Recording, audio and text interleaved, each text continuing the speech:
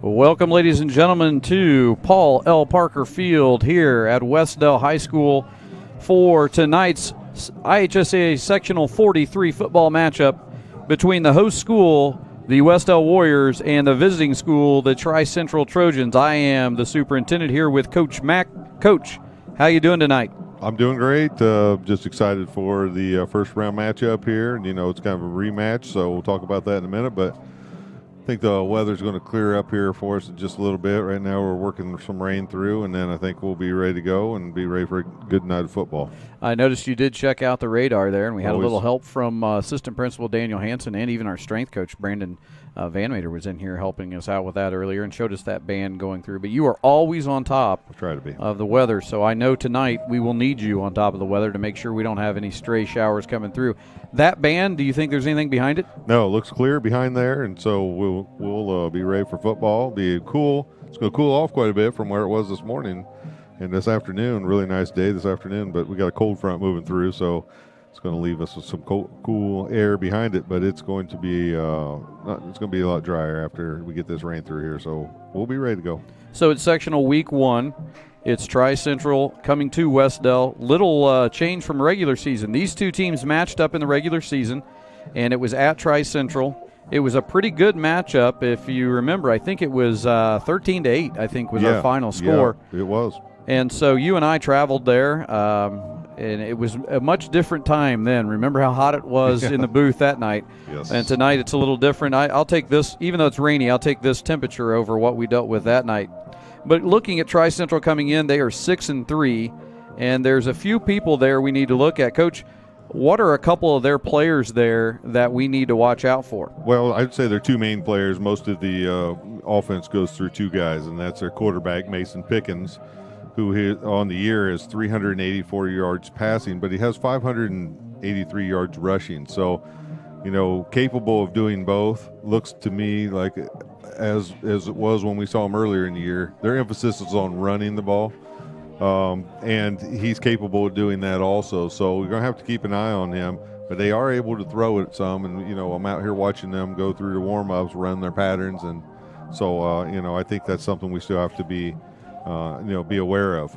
But the other guy that we really got to watch out is their senior running back, Holden Rail, and we saw him play well the last time we watched them play, and he has 941, so he's closing in on 1,000 yards for this season, and has 9 touchdowns on the year. So he's our workhorse, but if they don't give it to him, sometimes they run some option stuff that if we remember, they'll keep between him and Mason Pickens, and both of those guys are seniors, been through it a little bit, so we're going to have to make sure that we know where both of those guys are at all times. For us, 3-6 on the year, coming off of probably one of the longest travel games we've had in a long time. We went all the way up to Fremont. You and I due to COVID restrictions, didn't have the ability to stream live from Fremont, but we came off of that game, and we come into this 3-6, and there are 4 guys that I think you would highlight probably all season on the offensive side that are key to watch. And who are those? Well, it all starts with our quarterback, Eric Harlan. I mean, if you look at his passing yards, 1,100 yards, a little over 1,100 yards passing, 675 yards rushing. So, wow, those are impressive numbers. So, we know Eric's a big part of what we're doing, and then he gets a lot of help from some guys. Will Kelly has 447 yards rushing so far this year, and then Nate Steele has caught 8 touchdowns on the year, 335 yards. But the key with Nate is he's really been a pretty good possession receiver for us. When we need a catch, he's been able to come up with it. And 8 touchdowns is quite a few on the year too. So, and then we've got Joel Dowling that's really only played in 5 games and scored a couple touchdowns here.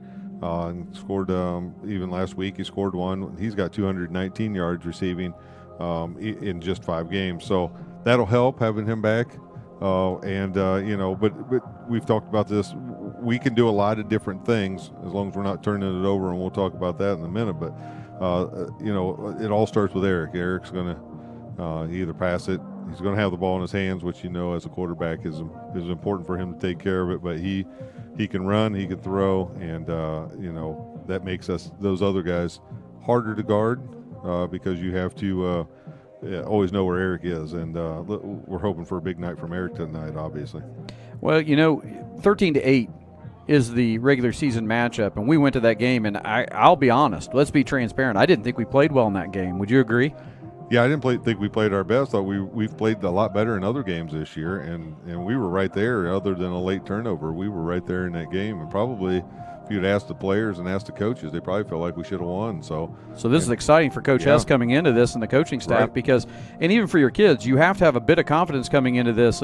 13-8, and you left some out there. And if I remember correctly, we were in striking distance a couple times late in that game. In fact, I think we took the lead 8-7 late in that game. Yes. And I think it was off that interception, and I think that was Cameron Buckner that intercepted that and got us down to the 1 or 2 yard line. We scored on that. So there's a lot of, you come into the sectional, and we're going to talk about how, everyone starts a new season in tournament time. I've heard you say it several times when you get ready for tournament play in basketball. It's a new season for everyone. But when you're coming into a game where you've met this team in the regular season and you lose 13-8, and really a game that you would probably ask any of the guys, they don't feel like they played their best. They're coming in with a lot of confidence. Well, we've won 2 of our last 3 games, so we should feel have some confidence there. And then you think about the fact that we played that game on the road, so now we're home.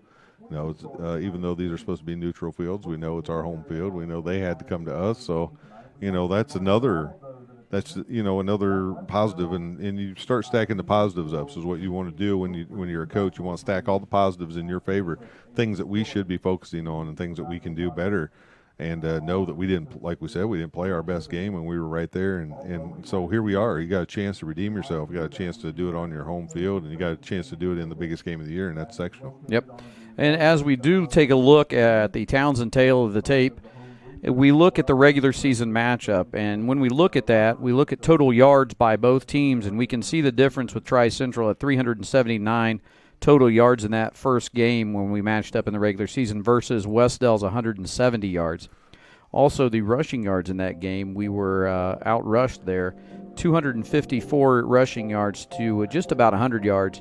But we did outpass them with 70 yards to 15 yards. I don't think they're a big passing team. You saw that with Pickens' passing stats. He's more of a guy who likes to rush. You talked about the option. I think they're going to use that a lot. They hide the ball well. A lot of misdirection stuff. And obviously, Rail's a great runner.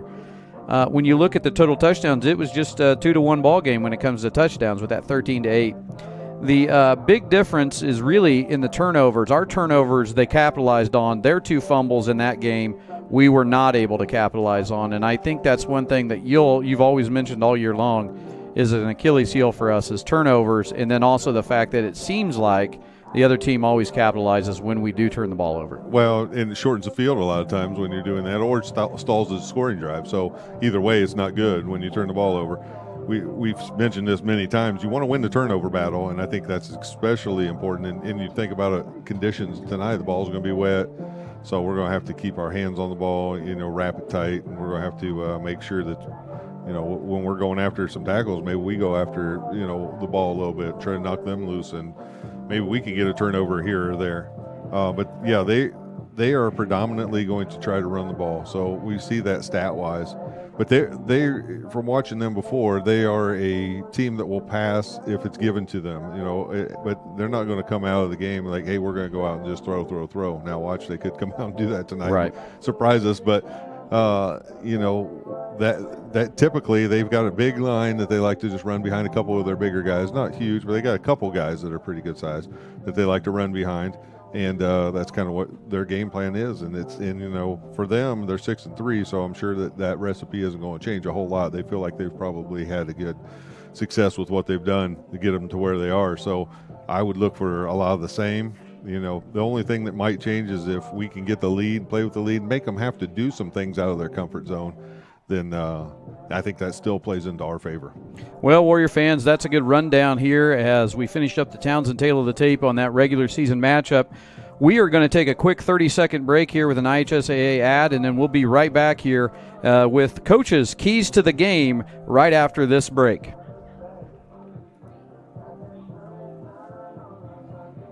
It's riveting, electrifying, exhilarating.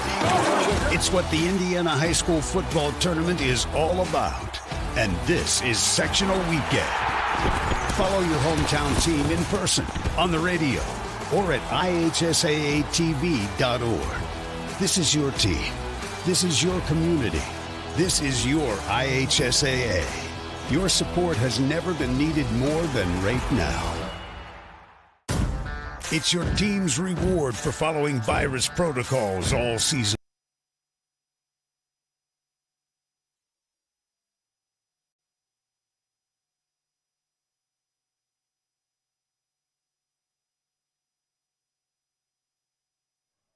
And welcome back here at Paul L. Parker Field. Had some cheerleaders dancing there, Coach, and yeah. You know, it's so cold, wet, and rainy out here. I'm glad to see them having fun. Yeah. So we have just about 4 minutes and about 4:15 left before we get things kicked off here. Coach, it's a great opportunity to do the Star Financial Bank Coach Mac's keys to the game, and looks like key number one here against the Tri-Central Trojans is the same key you've had all year, and that's take care of the ball. Yeah, it's been our Achilles heel all year. Is when we lose the turnover battle, we typically struggle. So we don't want to turn the ball over. We just talked about that. Don't want to shorten up the field for them. We also don't want to stall the drive if we're moving towards the end zone. We want to make sure that we are in control of the ball, and when we have it, we want to make sure that we keep control of it. So let's make sure that we are in control, and we keep both hands on the ball, and it's going to be one of those nights where we're going to have to really secure those handoffs, catch those passes, and tuck them away quick. Yep. And second key to the ball game is that we need to play with confidence, and we need to play to win. And a lot of people would say, what does he mean by play to win? Well, there's a difference there. Explain that to us. Well, sometimes you show up and you lost to a team earlier in the year, or maybe you just don't believe wholeheartedly in yourself. You got to have all the guys. We have all 11 guys that are on the field at one time believing that they're the better team. That goes a long way. Believing, your attitude, the way you carry yourself, and just playing with a little bit of swagger sometimes can get you through some of those situations where maybe you need to make a big play, and you're not afraid to step up and do that. So I think you got to play with confidence. I think you got to be ready to play, and I think that nothing will help you more this time of year than that. And your final key is this. It's a new season. It's a new season for everybody. It's tournament time. That's right, and it doesn't matter what the record is. It doesn't matter if you've lost every game or you won every game. Everybody starts the same. That's the beauty of this tournament. Everyone gets to participate. Not everybody does. Not every state does it this way. I've coached in other states where you have to qualify for the playoffs, and here everyone gets a chance to play. So it doesn't matter, and there will be upsets every year, every night. There will be upsets, and so it doesn't matter what the record was at the beginning of the year. It's what happens tonight. So that's the best thing. And we are getting ready, and we appreciate the Star Financial Bank Coach Mac's keys of the game, but we are getting ready for the national anthem here, so we're going to take a quick audio break but leave you here with the video. So we'll be back in just a few.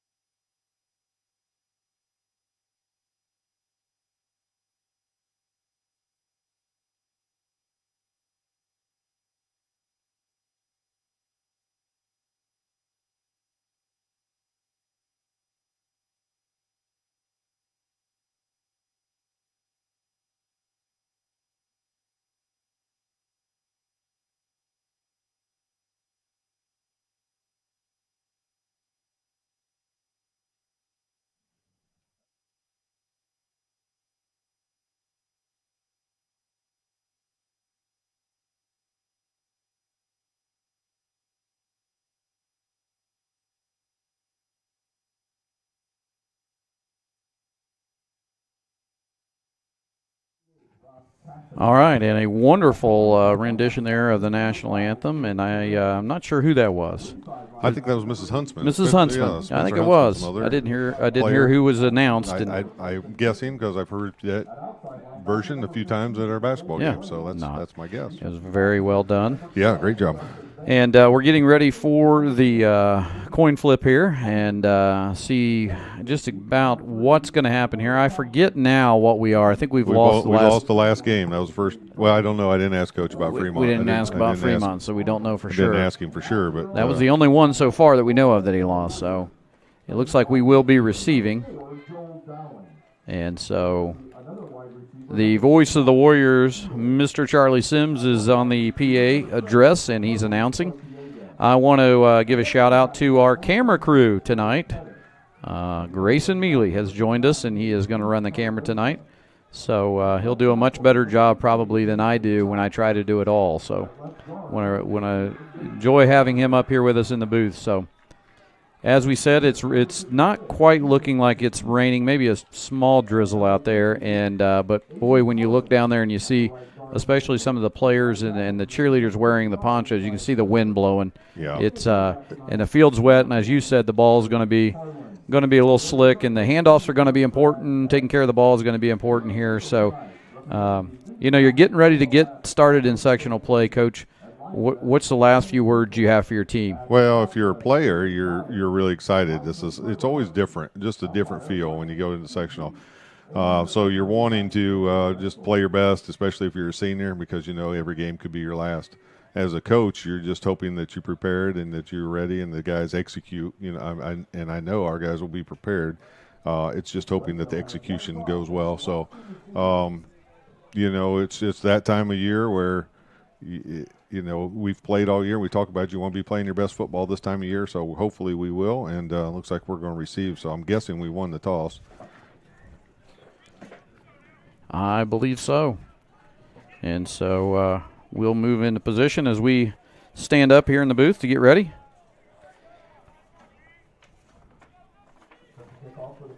I think back to receive for us. Can't quite tell who that is. Typically Nate Steele. Let's see. Nate's got it. Oh, it went over his head. That was a heck of a kick there. Let it go. Oh, shoot. Got to pick that up right there. Couldn't have stopped any better right on the goal line. A nice little move, a nice cut. He's still on his feet. Going, now he breaks free. And across down to the 20-yard line. Nice pickup after he picked it up there on the 1-yard line, Coach. Yeah, nice run back. But I think Nate was trying to do the right thing, let that thing go back for a touchback, but it stopped right on the 1-yard line. So he had to pick it up and ended up getting it back to the 20. So a lot better than what it could have been. Could have ended up a problem there, but nice run back. And we'll come out here, and with Wes-Del having advantage on the first possession to have the ball, I think we want to strike early. I think we want to go after him and be a little aggressive. It looks like we're going to line up in the beast formation with our 4 guys in the backfield there. Direct snap. Nice push. It's still a good push. Still on his feet. That's a good pickup. He was stopped nearly 2 yards into that run, and then he's pushed forward almost over about 6 yards. Yeah, it looks like a good pickup there on first. We'll take that every down. Absolutely. So it's a good call. Looked like about a 6-yard pickup. Last week at Fremont, that's a big dose of what Fremont got was early in the game, and it was successful. Eric just finding some lane to run behind, and it worked well. And here we are as Harlan awaits the snap. Snaps away. And this time Tri-Central doesn't give, but maybe a yard. I don't even think they – yeah, it looks like maybe back to the line of scrimmage. So it's going to be 3rd down and about 5, maybe a long 4 for Wes-Del. Looks like Carlos Artiega is getting the start tonight. That's nice to see a senior getting the start back there. Typically that's been Will Kelly, and it looks like Carlos must have had a nice week of practice and getting a chance to start here tonight. And on 3rd down, getting things set here. 7 on the play clock. Ball's away. Harlan will keep. He's out to the outside. That's a 1st down and more. There he goes. Good. He's across to the 40-yard line, and that's the first to Wes-Del 1st down of the ball game. Nice run to the outside, Coach.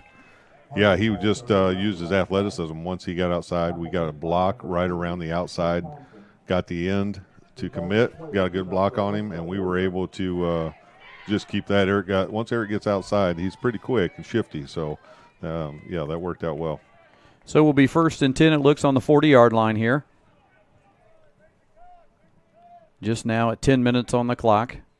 And it looks like a pass play. Oh, and it's a pass, and that's Nate Steele, and just through his hands. A nice pass play there. It was. And we'll see if we can grab that one on the replay. Nice. And I don't think I can get that one. Just nice pass. Nate was there. Nate made a nice adjustment on that ball, came back. It just went through his hands. And, that might be one of those situations where that ball is just a little slicker than what you're used to. And, it just slipped right through his hands. Nice play call on 1st down, aggressive from Coach Knuckles to go right after him. And Nate did have the length, and you can tell that as a receiver. He has the length on that defensive back. Here's Harlan. Let's keep it. And again, getting a big push from out. Nice. And across about 6-7 yards again with a big push from the line. Nice push from up front there, and that was just a fake, and then Eric just kept it, ran right behind his blockers, and he was able to pick up, like you said, a good 7 yards there. So it's going to bring up a third and 4, maybe third and a long 3. On the 47 here. Moving the ball pretty well so far. 15 seconds left on the play clock as Wes-Del gets set. Nate Steele is down here to our the lower part of your screen as the wideout. Oh, there's a fumble. A little bit of trouble, and Harlan did recover that. That's us. Sometimes we're in the shotgun. Most of the time we're in the shotgun. So that's, again, a wet ball. You're going to have to make some adjustments. Eric's got that towel on there, and it won't stay dry for too long, but he's going to have to use that and try to be ready to go. Now we're going to see what we do here. We want to give up this field position and punt and make them – they don't have anyone back, so this may be a good time to – It was a tough one on 3rd down. Yeah, it was. It was.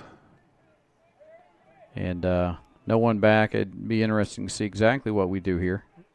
Looks like we will go for it. Oh, he got pump fake. He's got the guy. He's got Nate Steele. Nate Steele. Oh, he dropped it. Dropped the ball. He had it at the 30-yard line, and it was a touchdown if he catches it, and he dropped it. Yeah, boy. And that's a tough one, and I know Nate wishes he could have that back. That's a gutsy call, and it was there. Yes, it was. You can say, well, we just gave up field position on 4th down, but, hey, there are times where, as a special teams coach, you're looking for a matchup, and if you see it, you're going to run that play. Great call. And it was a great call. The play was there, and it just didn't happen to go our way. But you cannot fault that call right there. That was a great opportunity for a big play. And now the defense has to step up here on the first possession as Pickens is under center, and it's to Rail. Rail carries up over the 40-yard line and a pickup of about 6 on his first carry of the game. Yeah, it was a little pitch play there, so no big surprises, just a little pitch, and basically stopped me. And we was able to pick up about, what does it look like, a long 5, maybe 6 yards on that play. So, again, we're going to have to get a little bit through that line here, and our linebackers are going to have to step up and make some plays because it's going to be some hard hitting up front. And if continue on his average, Rail should pick up 1,000 yards tonight. We hope he doesn't, but he could. There's a nice stop by the line, the defensive line of Wes-Del. Maybe a yard on that one. Looks like that. I don't think, doesn't even look like they moved the down marker at all. So it's going to be 3rd down and just about 4, long 4. Yep.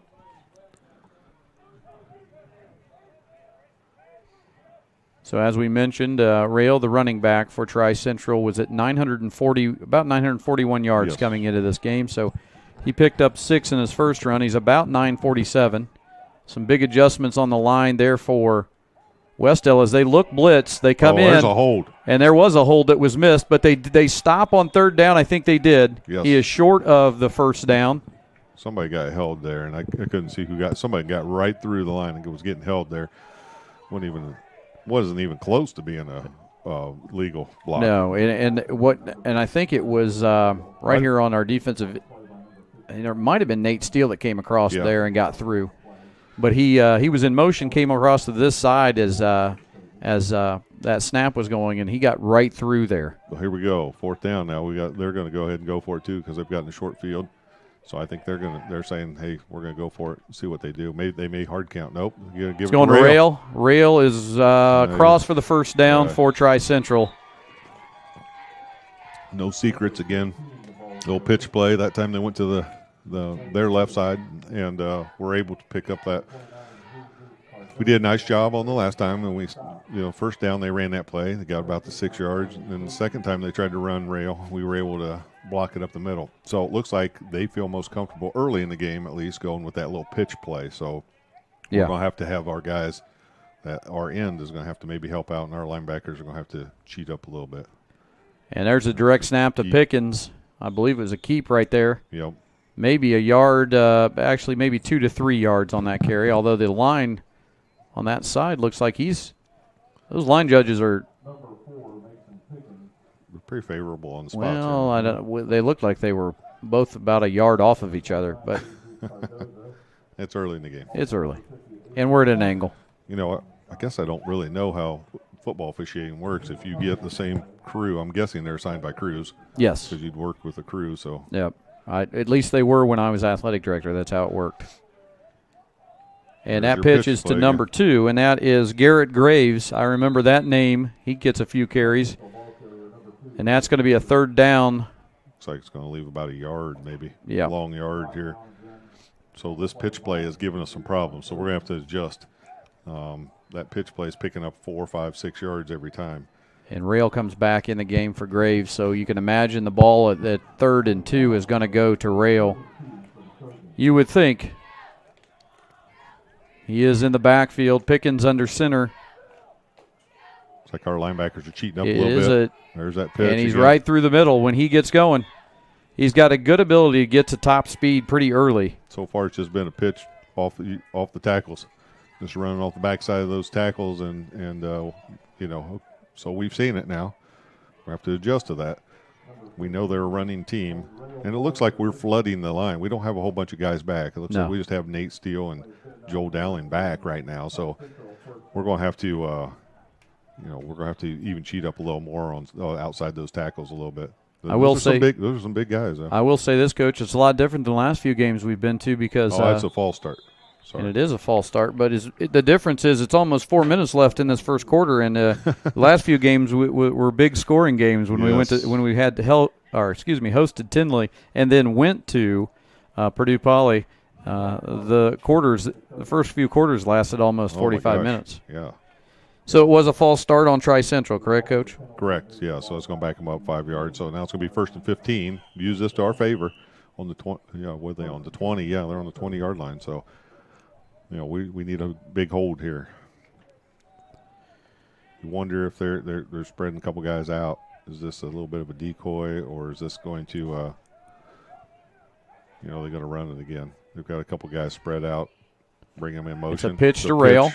Harlan tried to make that tackle and couldn't get there, but he did slow him up enough that it was finally finished off, and we have a flag, and I think that's going to be on Tri-Central. Yeah, that's going to be a hold, I'm hoping.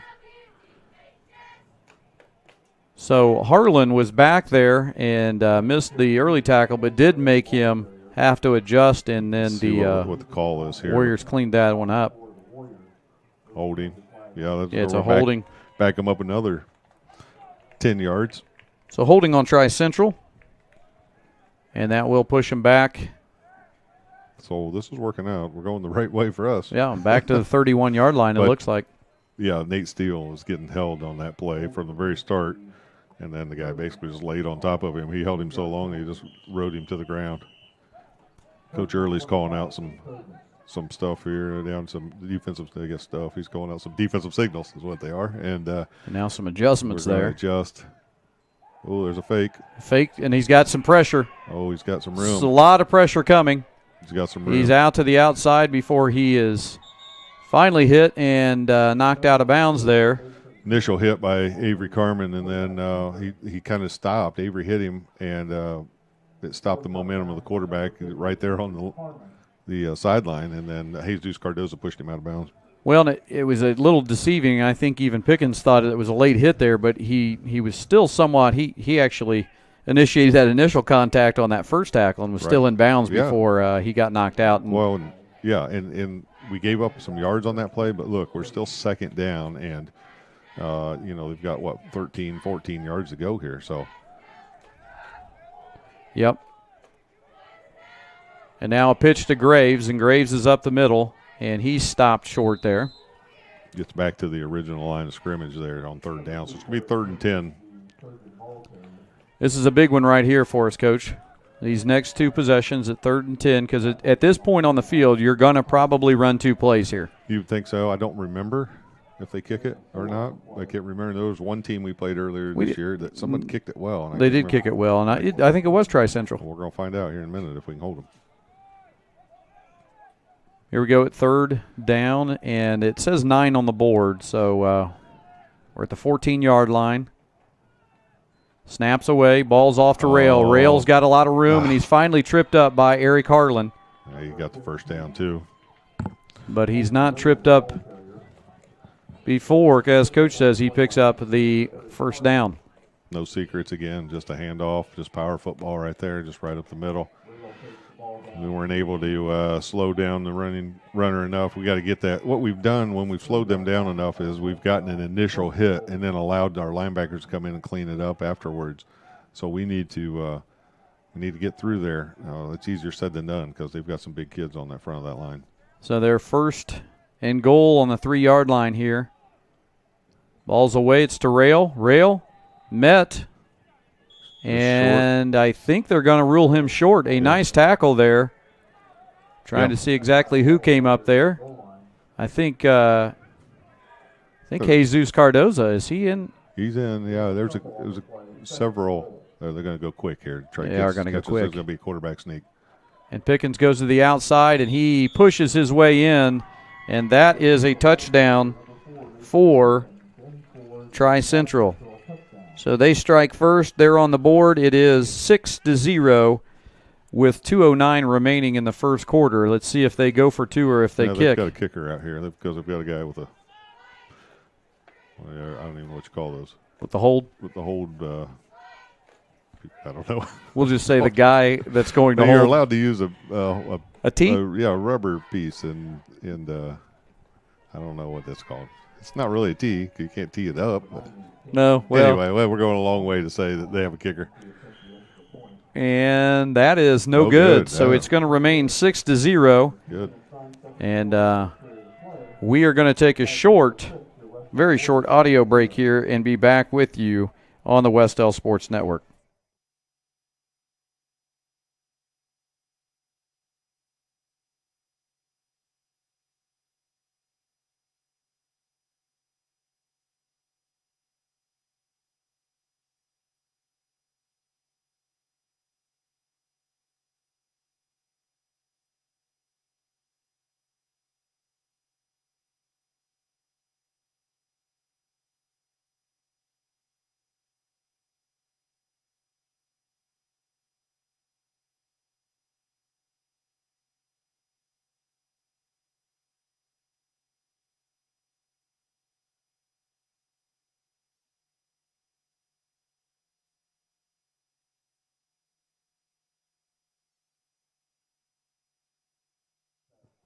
And we are back here at Paul Parker Field, getting ready for Tri-Central to kick away after scoring first with 2:09 left in the first quarter. They strike first. It was a Mason Pickens, the quarterback, who kept it on a keeper and put his head down and got in there.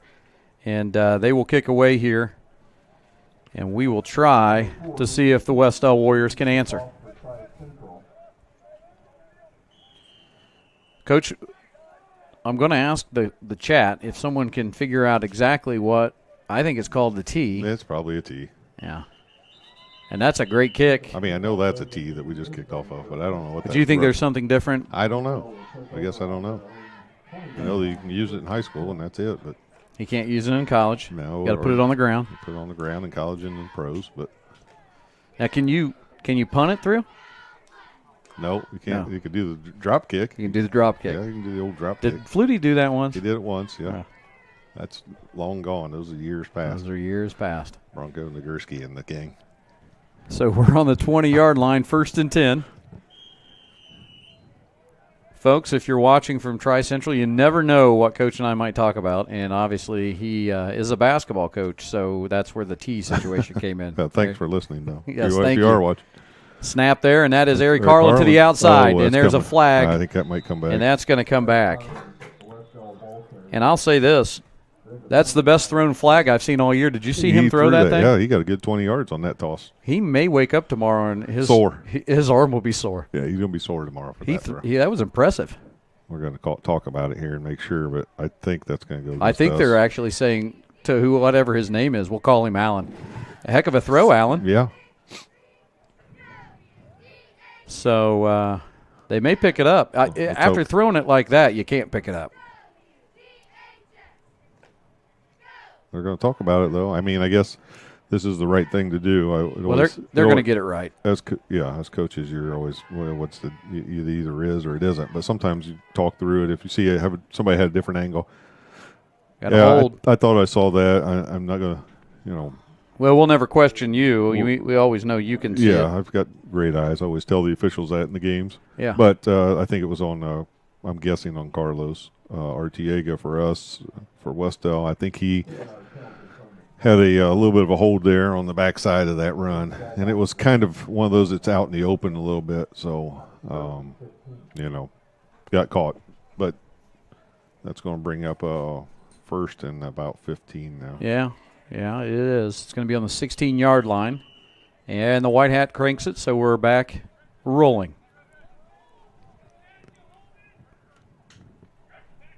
Ball's away. And it's a pass play. Eric Harlan over the top, and that's a great catch for a first down. That was caught by Cameron Buckner. Nice and catch by let's see Cameron. real quick here, Coach. I think we got that on the replay. I think the passing game's there for Wes-Del. I just, it's going to be one of those, can you catch the ball when it's wet? And, but the passing game seems to have worked so far. We've just dropped a few balls. And that was an excellent pass play there. Eric Harlan with the keeper. Picks up another almost 8 yards probably on that first down. Nice to see us come out with some energy. Sometimes you get a score, and we've seen us a few times just put our heads down and, first play we get a hold, go backwards. We could have pouted. Instead, we are able to get a big play to Cameron Buckner, and then now Eric with a nice run, pick up 8 on that first down. And same little bit of that beast formation, but down here on our side is Joel Dowling, I believe. It's another pass play. This time Harlan goes deep. He's got a man, and it is caught. I believe he caught it. Oh, yeah, he caught it. A great catch down there. Nate Steele. And it was Nate Steele. Nice pass. I mean, he didn't have to slow his stride down at all on that catch. We'll see if we've got that one. We do have that one on replay. And it did fool us, Coach, as he threw that one. A great throw from Harlan and a great catch on that far side. So they're going to have to decide if they're going to stay man-to-man or not, because I'm not sure that's going to work if they stay man-to-man. And here we go again. Passing is Harlan. Buckner's open. Nice catch. And that's a great catch up the middle. And another first down for Wes-Del as they're moving the ball with 45 seconds left here. Really nice catch. Cameron went up and got that one, showed some athleticism to go up and catch that one. Long arms and brought it right down. And here we are. Pass is going to the corner. It's going to be a little long. Keep running that route, Joel. It was Eric's job is to throw it to that back corner. Now he's going to try to throw it to the pylon. Joel's got to run that route all the way through. I think he thought, well, maybe I've got the backside. Maybe Eric's going to throw it to his backside shoulder there, but he threw the route, and Joel just wasn't able to get there. So it's 2nd and 10, but I like the way we're throwing the ball here and the play calls so far. Well, it's working. So now we're going to spread them out a little bit, and hopefully some of these run plays will open up a little bit more. Ball's away, and it is Harlan. Now he does fake a pass, and he is – somebody grabbed him. Yeah, about 3 yards, maybe 2 yards on that carry before he's grabbed. If he would have got past that first guy, I guess you could say that a lot of times, but he would have got past that first guy. And well, it was 60 who is that there? 63 maybe? Let me look. 63, 53, 93, something with the 3. I think it's 53 or 67. It might have been Brock Stokes that was actually in there. And that's going to be the last play of the quarter. So we will go into the second quarter trailing Tri-Central 6-0, and we will also take a short break here, audio break only, on the Wes-Del Sports Network. We'll be right back here very shortly.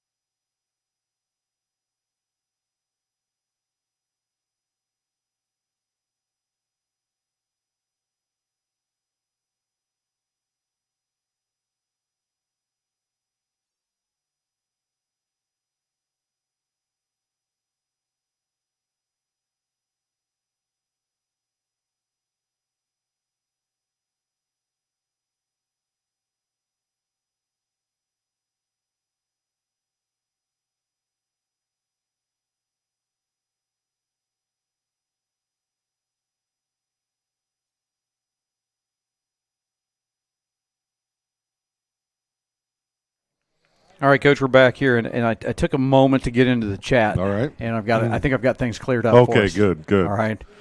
The consensus is It's just called a tee, I'm guessing. it's called a block. Oh, block. A kicking block? Yeah. Okay. Oh, well, thanks. That's the consensus Okay, good. from the group. And I'm not going to go against some of those guys in there. Nope. Some of those ladies. I think they've got it figured out. So I know we don't use one in basketball, so I'll take their word for it. yeah.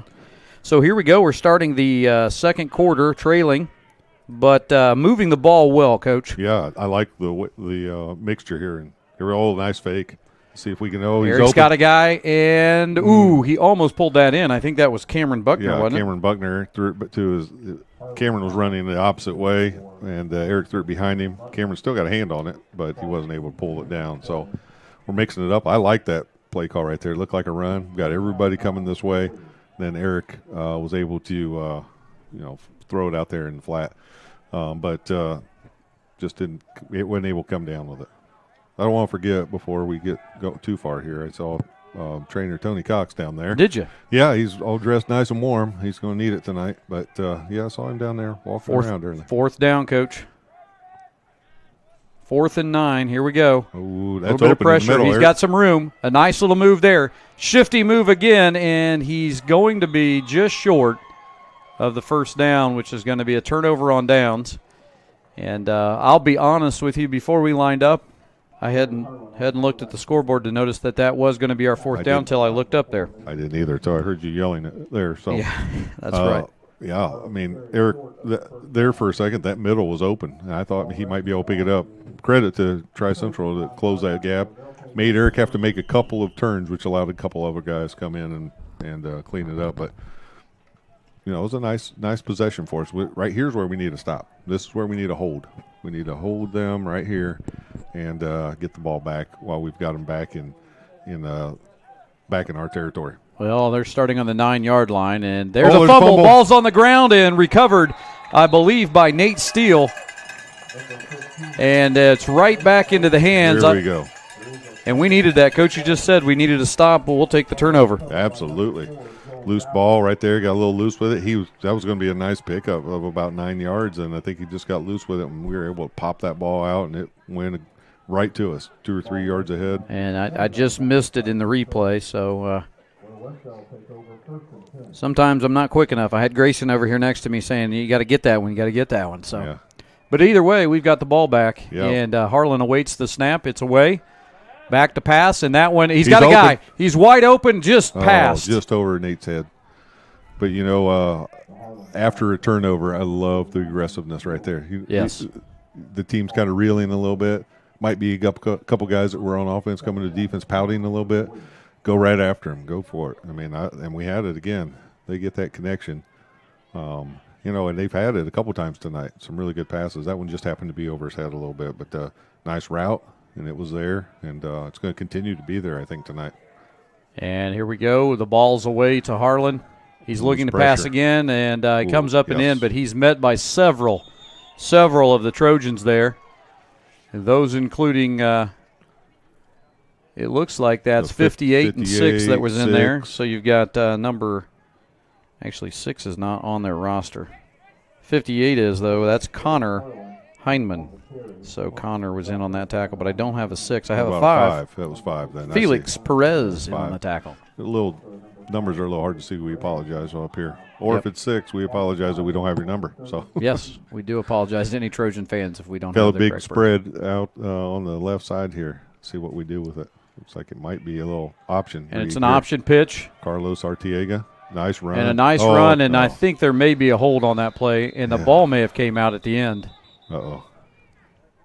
So we're going to have to see what happened. It's going to be a hold, I'm almost certain. Yeah, let's see if they On call it Wes-Del. down. Oh, they're calling it a fumble. And it's a fumble. Ball's in Tri-Central's hands. So let's see what happens here with the call. I just saw the official say it was a hold on us. Obviously, Tri-Central will They'll decline and take the ball.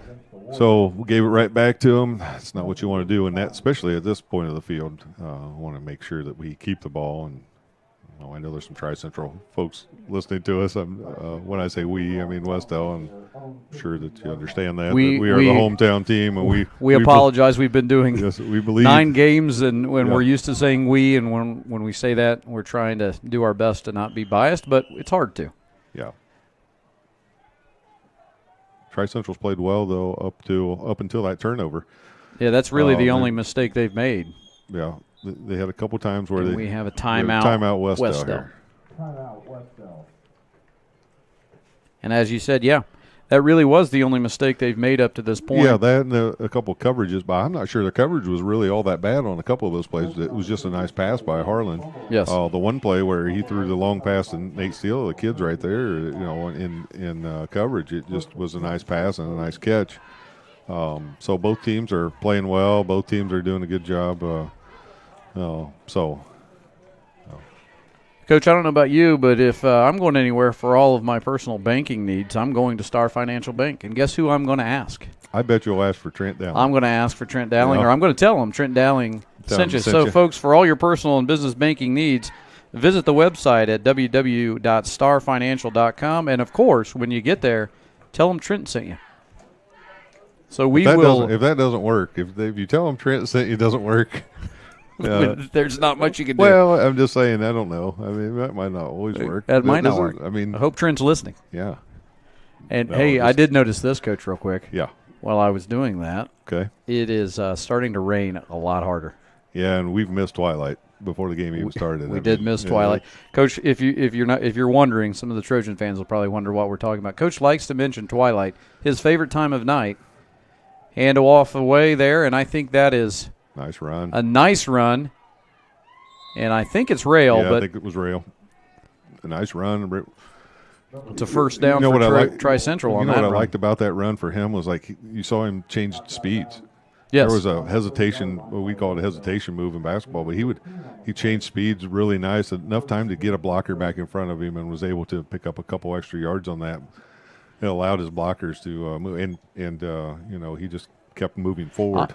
I'm impressed with how the difference he can run going right up the middle, and when he gets to the outside. He can run 2 different ways. He can bring the power when he's going right up the middle, and then he's got the shiftiness to hit the outside too. Nice tackles there by Wes-Del. That's Carlos Artiega. Looks like, let me see, Avery Carmen also.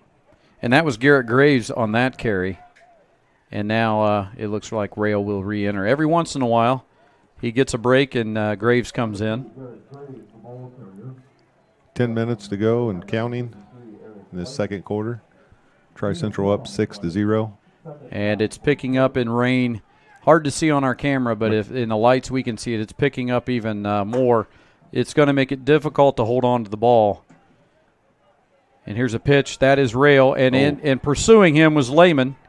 Just got by him, too. I think that was Lehman, or maybe Nate Steele. No, that was Lehman.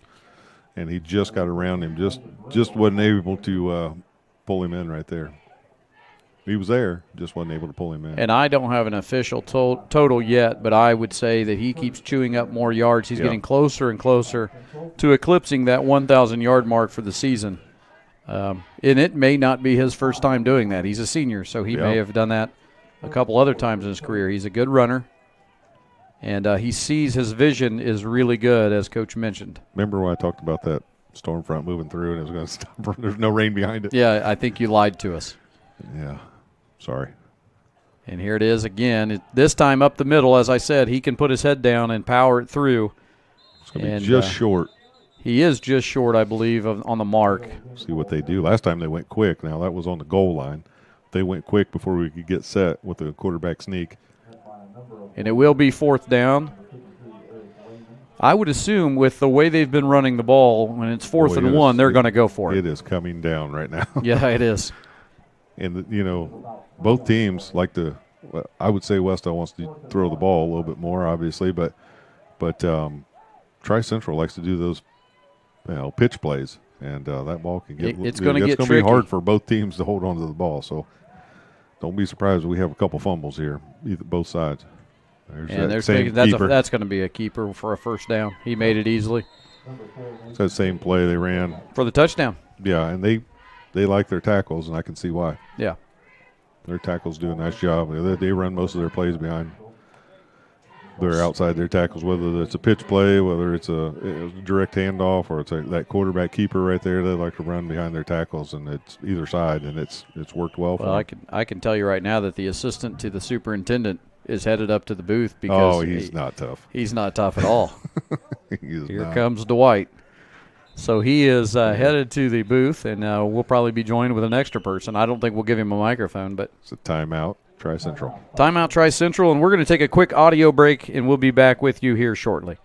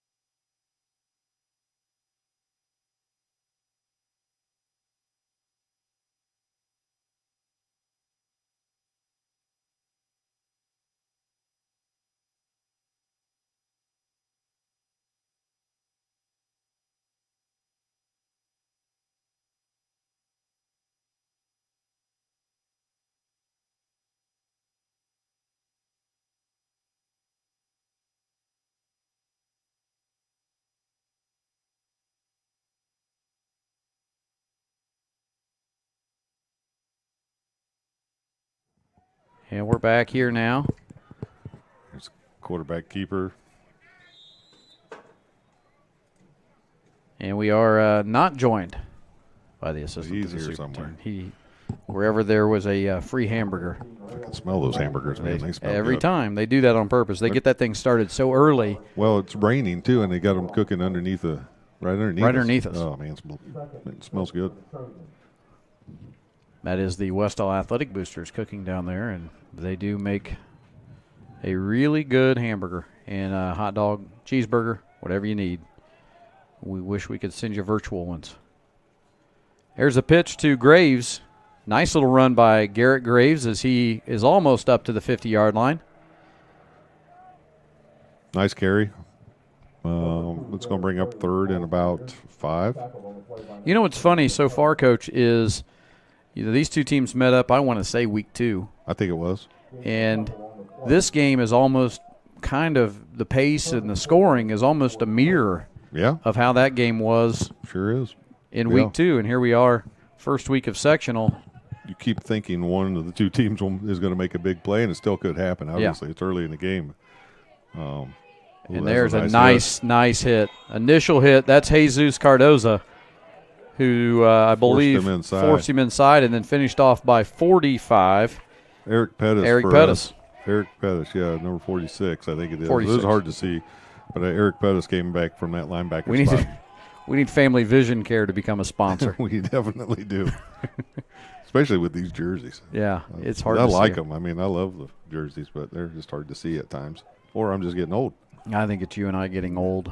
I'm going to say again a shout-out to the cheerleaders. This is not a easy night for either sides. Group of those cheerleaders down there getting rain and wind and cold. Ooh, Oh, boy. it was close on us there. And finally, they're going to did they throw a flag? They took a timeout timeout right before the play clock ran out, trying to get us to jump. We almost did.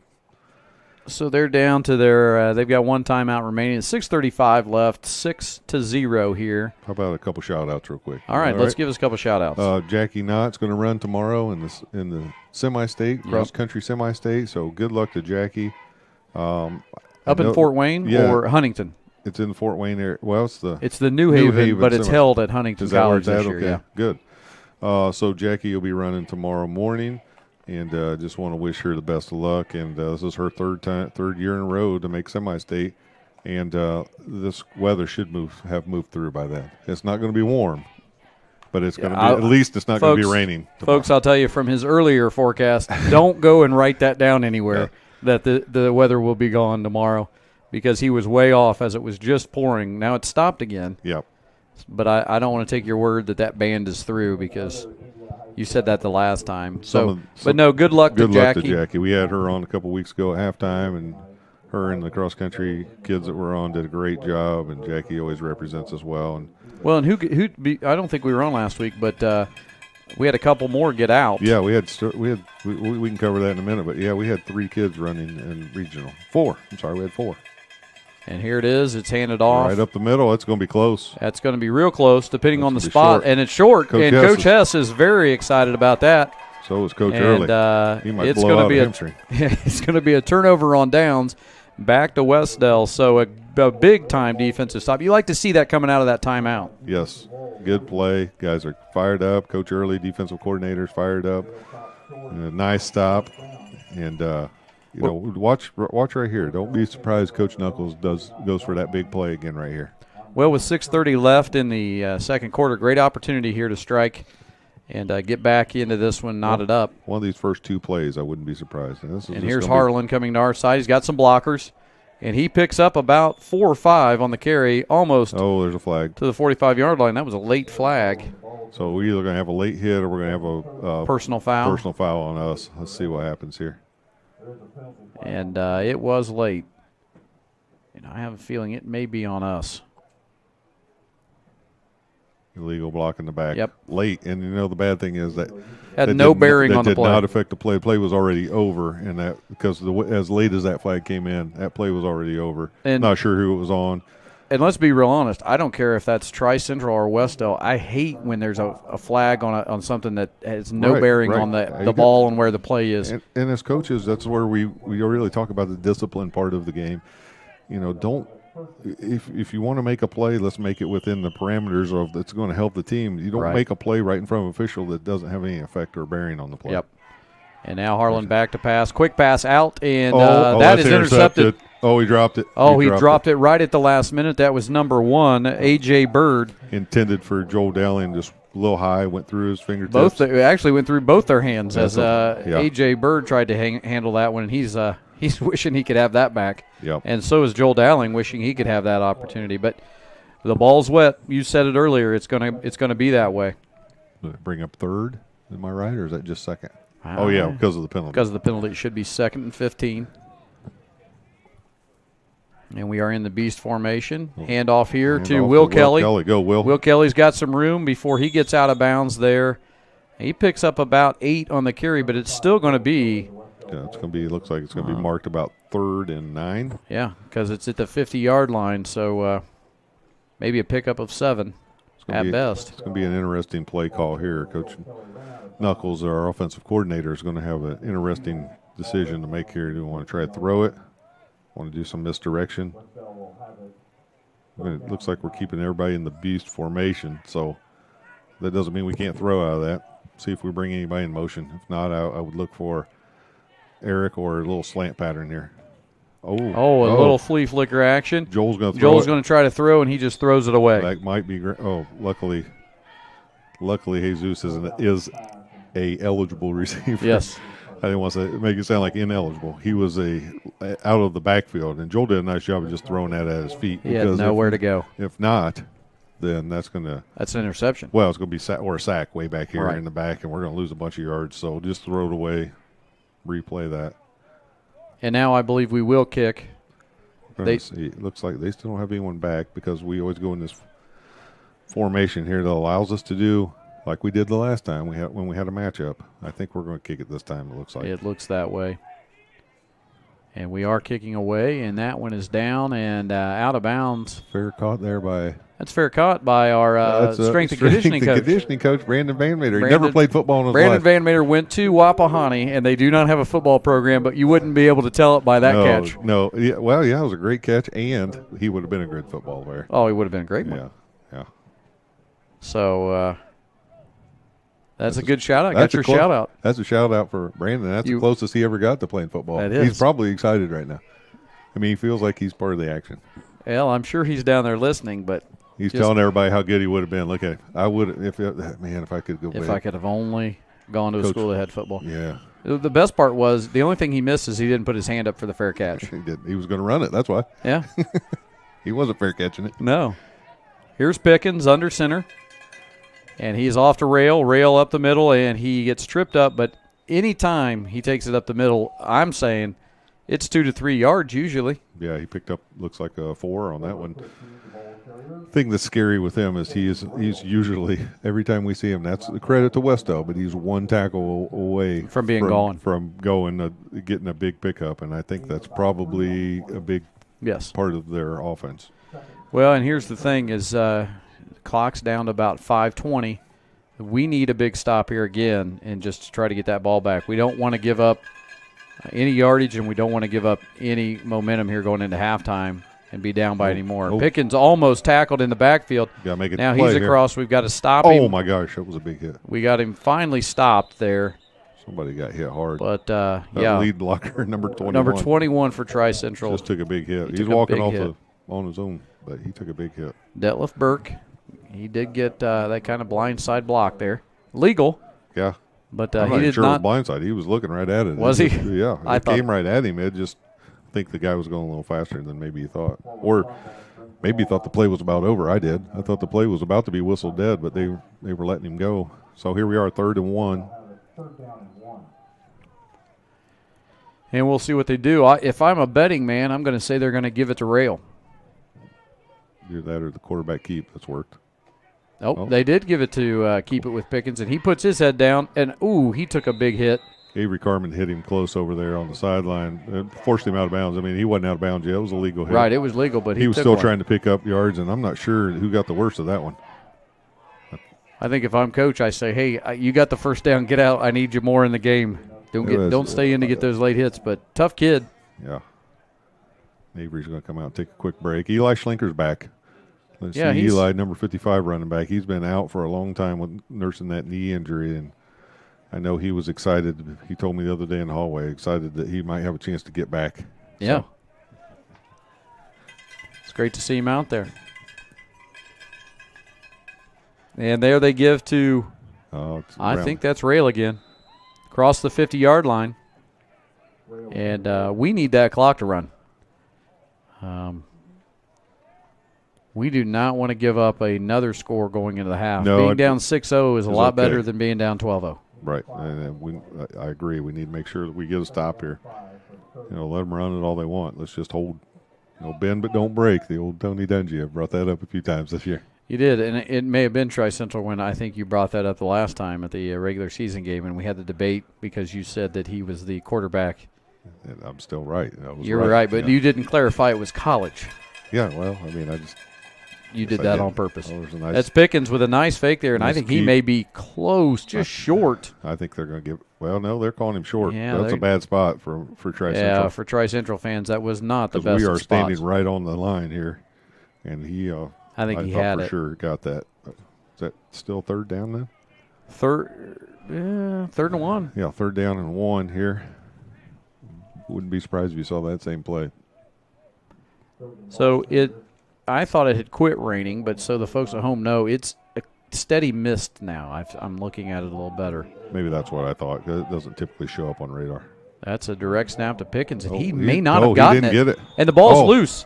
They're calling him down. I don't think he was down, though. He was not down. They're going to call him down. He was on top of on a Wes-Del tackler, and he was not down. He was. So that was a good break there for Tri-Central. Yeah, he was not down. He was on. You're exactly right. He was on top, and they had not blown the whistle yet. Now, Coach isn't arguing that too much because it's supposed to be the way it's called in high school. You're supposed to take care of the players first. But these guys have had a late whistle. They've let most plays go so that they can. I wish we would have got the fumble because I don't like their chances at 4th and 1 because theirs are pretty good. They give it to Rail here, and he's got it. He's got it. Yeah, he's still and more. Going. He's across. Now, he was hit, folks, at the right at the line of scrimmage. Right at the line of scrimmage, and he's across to the 36 or 38 yard, or excuse me, 37 yard line. Yeah, he's a north-south runner. Yes. He's going to get it, and even on those pitch plays, he finds that tackle, and then he cuts it upfield. Which is why he probably has about 1,000 yards in this season and probably the last few. Here's the thing in our favor is they don't have a real quick offense. No. So. And they don't pass, although pass a whole lot. say that. And they're going. I mean, because they're at a minute 30, and they have one timeout remaining. Just one? Okay. I was thinking they had 1 or 2 left. But. So here they are at the 30. Down to a minute 20, clock running. 35-yard line, it looks like, and it's going to be 1:15 as they get up here. Now 1:10. And a pitch to Rail. He's met again. That really plays into our favor. They're going to have to make a decision. And I believe they called a timeout. Yes. They used their final timeout of the half. So we'll stay with you here as Tri-Central finishes out their timeouts. Wes-Del still with 2. No real, unless they would get the ball back, no real reason to use those. And even getting it back here in this position, you might just go to halftime. I mean, it's going to be 3rd and 7. If we can get 2 stops here, it may be the end of the quarter as it is. Yeah.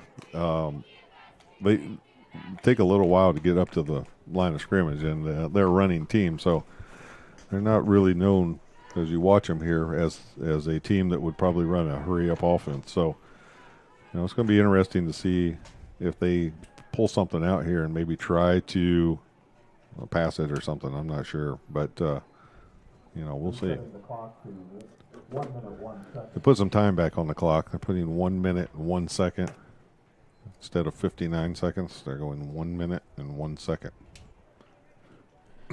Coach, you know what happened there if you saw me. I saw you going panicking there for a minute. Well, I don't know what happened. I didn't plug in the charger for the computer. Oh, were we getting low on there? Yeah, we were getting a signal that we were about to go off the feed. Saved us again.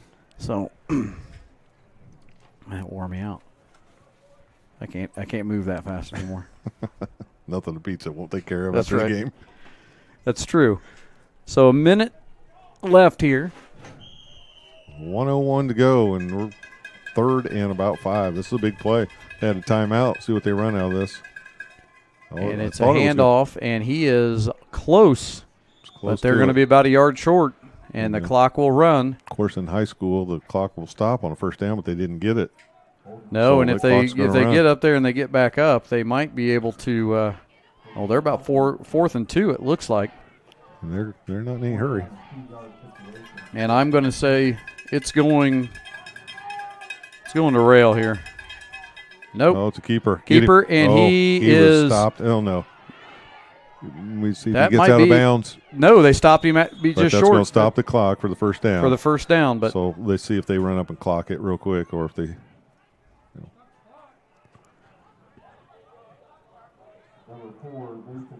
So the chains have to move, and they have to stop the clock to do that. Looks like they're getting set real quick. Now they wind the clock. They're going to wind that. The white hat has a very emphatic wind. And So at where we at? 18 and a half seconds, they spike it to stop the clock. So it's going to be they don't have a timeout. Here's my guess, is that I don't think that they could run 2 running plays if they don't get a first down. You think they're going to throw here? I just don't think they can do it. I think they're either going to, if they run it, they better get a touchdown or get out of bounds, because I don't think that there's enough time on the clock to get reset and get going again. Not the way not in high school football and the way they get set. I just don't think there's enough time. So I think you may be right. We're going to see what happens here. 18 and a half seconds remaining in the quarter. Pickens with a fake. Oh, no. He's met. Do they have a timeout? They do not have a timeout. That should finish it, I don't Coach. think that's going. I don't think there's any way they're going to get this ball reset and get It's it. at 5, now 4, Nice job 3, of laying on the 2, pile. and that is it, folks. It's going to end the half.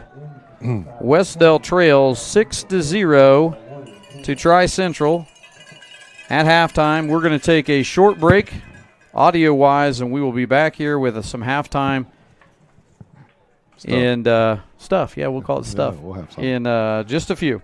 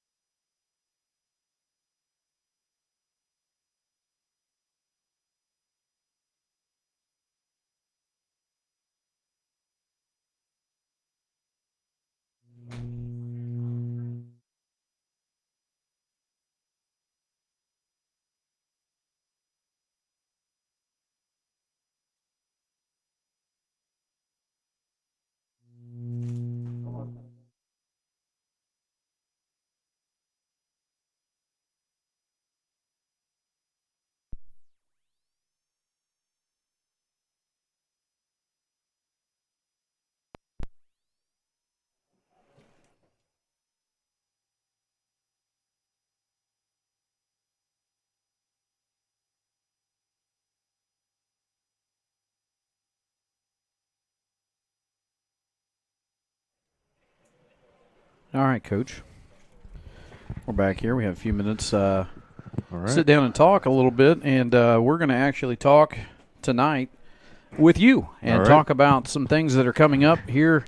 You know, depending on what happens, it doesn't really depend on what happens. We're going to have a basketball season. So I know there's some things coming up, and you're getting geared up for the season. So you're a tradition-rich guy, and there are a lot of things that you do and that you've brought to us that one of those being the alumni game, and I think that's coming up soon.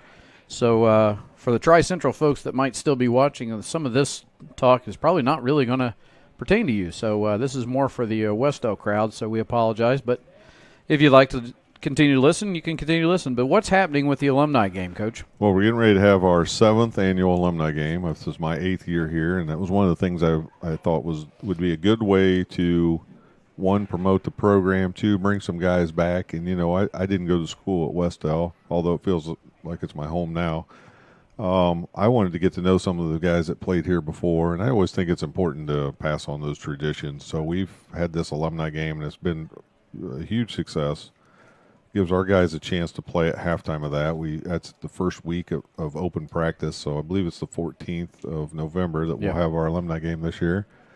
We, you know, we get as many guys that come back, and I said years ago that the alumni game was just selfish on my part because it gives me a chance to see guys after they graduate come back and see what they're doing and where they're at, and as they get older and I get older, they see their families growing, and you know, it's just a fun way to continue keep tabs on everybody. So, you know, you spend so much time together for 4 years, and then it's over, and you don't see them as much. And I always love that alumni game. So we'll have an alumni game. We'll have our team this year, C team, the JV will scrimmage for one quarter against each other, and then the varsity will play in inter scrimmage against each other for just a quarter at halftime, and the rest of the time will be all about the ex or former Warriors.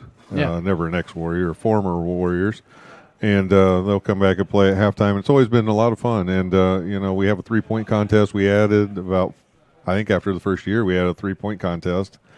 And that's always a lot of fun. We usually get about, somewhere between 12 to 20 sometimes guys that will shoot in that three-point contest. And we do it just like they do. We get a rack of balls out there, and we go and we do 3 rounds, and it's a lot of fun. So that's coming up, and excited about that. Excited to see some guys, and we just pushed that out on social media. If you're looking for that, you can find that on several different social media sites. Yeah, you can find that on the Wes-Del Warrior Basketball Facebook page. Just search Warrior Basketball, and it should come up there. You can also find it on Twitter under the Warrior Basketball Twitter account, and you can look for it there. It was also pushed out, I just remembered this, pushed out by the Wes-Del Community Schools Facebook page as well. All right. Coach, it is a great opportunity to almost consider that more of a basketball homecoming because so many people come back and their families come back. You know, they bring their whole family back and travel for that night, and the crowd gets into it. And I'll never forget the first year it ended in a tie, and then both sides scored over 100 points, and we realized we had to after they went all out, and I think a few guys were hurt for the next week, we had to reduce the time, and also a lot of guys were upset because they wanted to play the overtime, and we thought we wouldn't let them. I want them to come back, and then the next year it went to overtime again. Yeah. And I said, okay, we'll play it out. And then we adjusted the time so that it doesn't do that. But let's just do a little preview of the season. I know we're at football game, and but depending on what happens here, it's a great opportunity to talk about basketball season. So kind of a preview of coming into the season. You've got a lot of guys coming back, and some experience in that lineup. Offensively, you've got some tools there. Yeah, we have our guard play should be pretty good this year. You know, we have Eric Harlan and Joel Dowling. We have Zach Todd and Evan Weitzel, guys that started several games last year, if not all of them. They started in a few, excuse me, here or there. So those guys have a lot of varsity experience. Most of them, have played varsity since they were freshmen, or at least part of the varsity team as, for a long time of their career. So we've got some scoring back. I tell everyone that asks me, how's the season going to be? I say, well, I think we can score some points this year. I don't know if we can guard anybody. That's but true. That'll be my job, I guess, to figure out the best way that we can guard some people. What's funny about that is the guys themselves would say the same thing. We can score. We just got to keep people in front of us and try to be able to guard them. But so we've got that group coming back, and then we'll add in, some guys like Mason Cox and Carson Ashley and Carlos Artiega and Jesus Cardoza and Brandon Wiley. Will be right there in that mix, and we'll have a lot of guys that'll be fighting for those spots. And we've got some spots to fill, and we've got some guys that I think are going to be right there, and it makes your practice is competitive, and it makes you have to kind of fight for your position, and I like that when our practices are competitive, and we have to have guys that are going to step up and not only just lead in those situations, but got to kind of show every day what you can do at practice. Well, and I know that one part of your success here, and I know you won't talk about it because it's not your style, so I'll say it, but you have just surpassed here in the last couple of years. You're the winningest coach in Wes-Del history, and that's not important to you, but I know how you got there, and that's you came in and you installed and really worked on our feeder program, and I know that's another thing that's coming up for you, right. And something you really take a lot of pride in is working on your feeder program, and even working with kids that some of them might be in first and second grade, and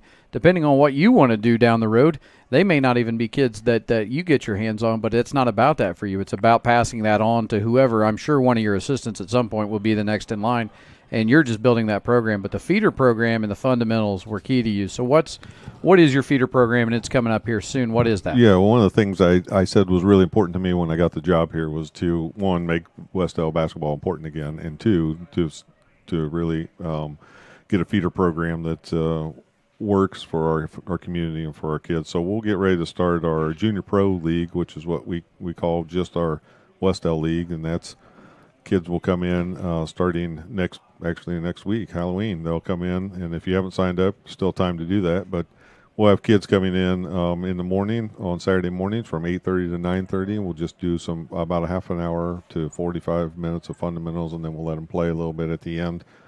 And what that goes all the way from first grade up to fifth grade.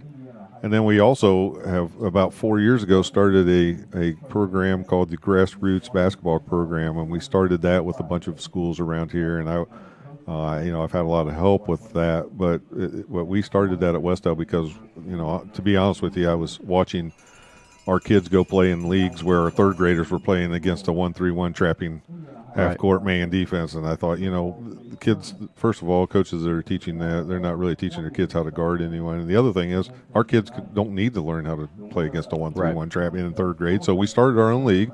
It's a man-to-man defense league, and now it's just growing like crazy, and we have all kinds of teams coming in. We've got Miss-Illinois East, Brooke Frankton, we've got Shenandoah, we've got Sheridan just joined yesterday, Anderson Prep, Liberty Christian.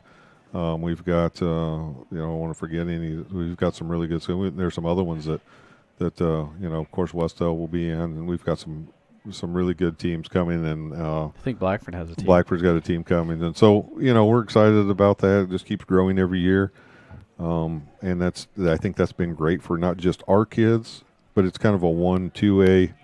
Started as a 1 and 2A. We've got a couple. Hamilton Heights is another one that's coming now, and so we've got. Schools that traditionally are good basketball, but also coaches that at those schools that kind of get it, that understand. This league is not a win at all cost league. Yeah, that's not what we want our third through sixth grade. None of us as head coaches that started this league want that. We just want the kids to enjoy basketball. I always tell our coaches I want repeat customers. I want them to come back next year because they love playing basketball. So, that'll be starting up. That starts in 2 weeks. And that's on Sundays. Takes a lot of our time up as coaches, but I really think it's a good thing and a real benefit for our community. And those are some things that I see and others see that around the school that the regular fan may not see is the time you spend with Junior Pro on Saturday mornings, and then you usually go right into practice. And then the time you spend basically all day. We start around noon to 1 on Grassroots on Sunday, and we're cleaning up around 9:30, sometimes 10 o'clock at night when we're cleaning up the gym and getting out of there. So basketball season, and it's like this a lot of places, and basketball coaches, and it's a tight fraternity of coaches. People don't understand.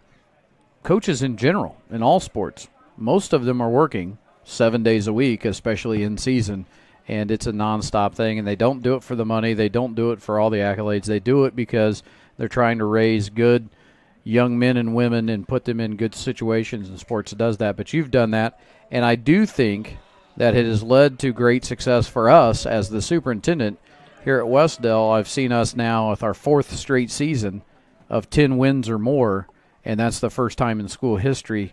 And it actually might have been the 5th. I think it was the 5th year. And so it proves, and you told us when you came here, let me build the feeder program, and once I focus in on that stuff, you'll see where this will go, and I think we're seeing that through the Junior Pro and the Grassroots League. So, well, we're about 25 seconds yet left before we get back into this. Anything final you want to say going into basketball season? No, we're excited about it, but I'll be honest with you. I want football to go as long as they can. I'm with Coach you. Hess and I are good friends, and I'll always root for them. And, we share a lot of kids, obviously, at a 1A school, and I want them to play as long as possible. I've got the rest of the kids that aren't doing anything out on the track right now. In fact, we're coming up to their favorite week next week. Yep.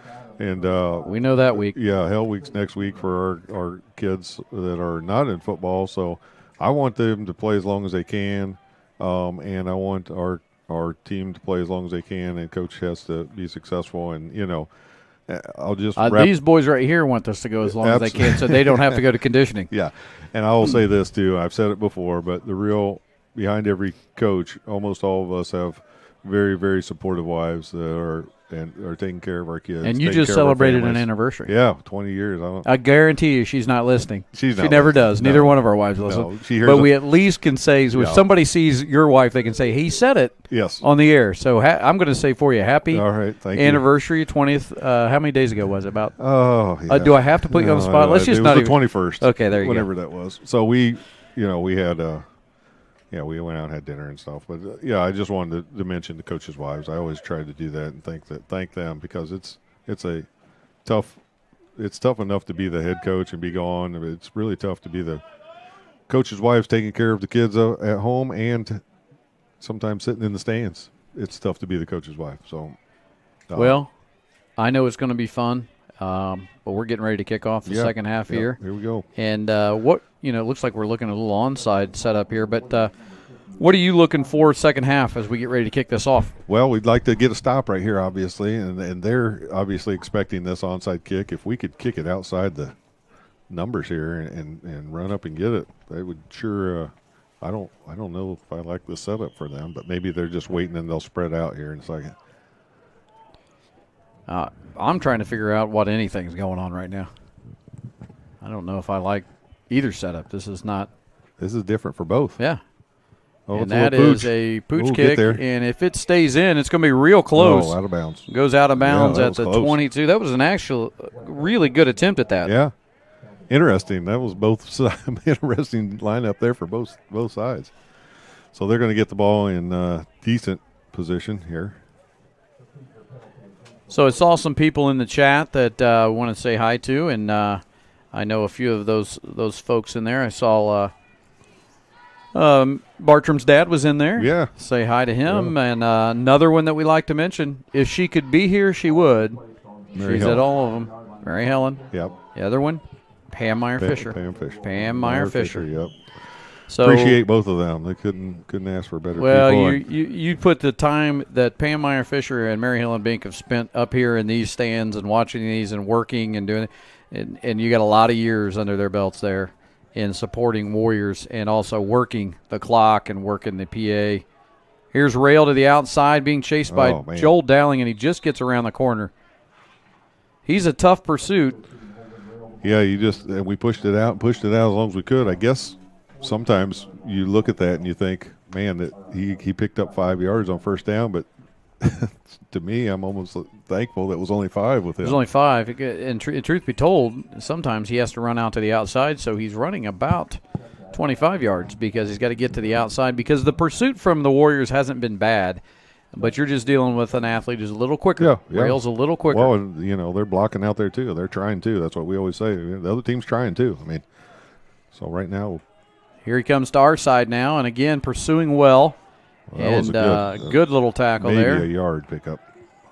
And I think that a little impressed there with Joel Dowling. He held his ground there with number 58. Number 58's a big guy. Yeah, I don't think he'd want to do that too many times. No, Connor Heineman, I think, is a little bit bigger than Joel. But nice pursuit. We were able to really string that one out and then held him to a 1-yard pickup. So here we are, 3rd and 4. It's going to be a big play for both teams. So as Coach mentioned, 3rd and 4. We're going to call it a long 4. 40-yard line. We need that ball back here if we can get it. That's to Graves, and he's across, and he's going to get a first down. If they spot it, they're right at the line. That's a first down. I like that play design. I don't know if how much of that you were able to see from your angle, but that's a polite way for saying I don't know if you even knew what happened right there. If you were watching, but it looked like it was going to go to rail, and then they hit it right up the middle off tackle. And it looked like everything, 2 plays in a row, had gone outside the rail, and then they handed off up the middle. And nice design play.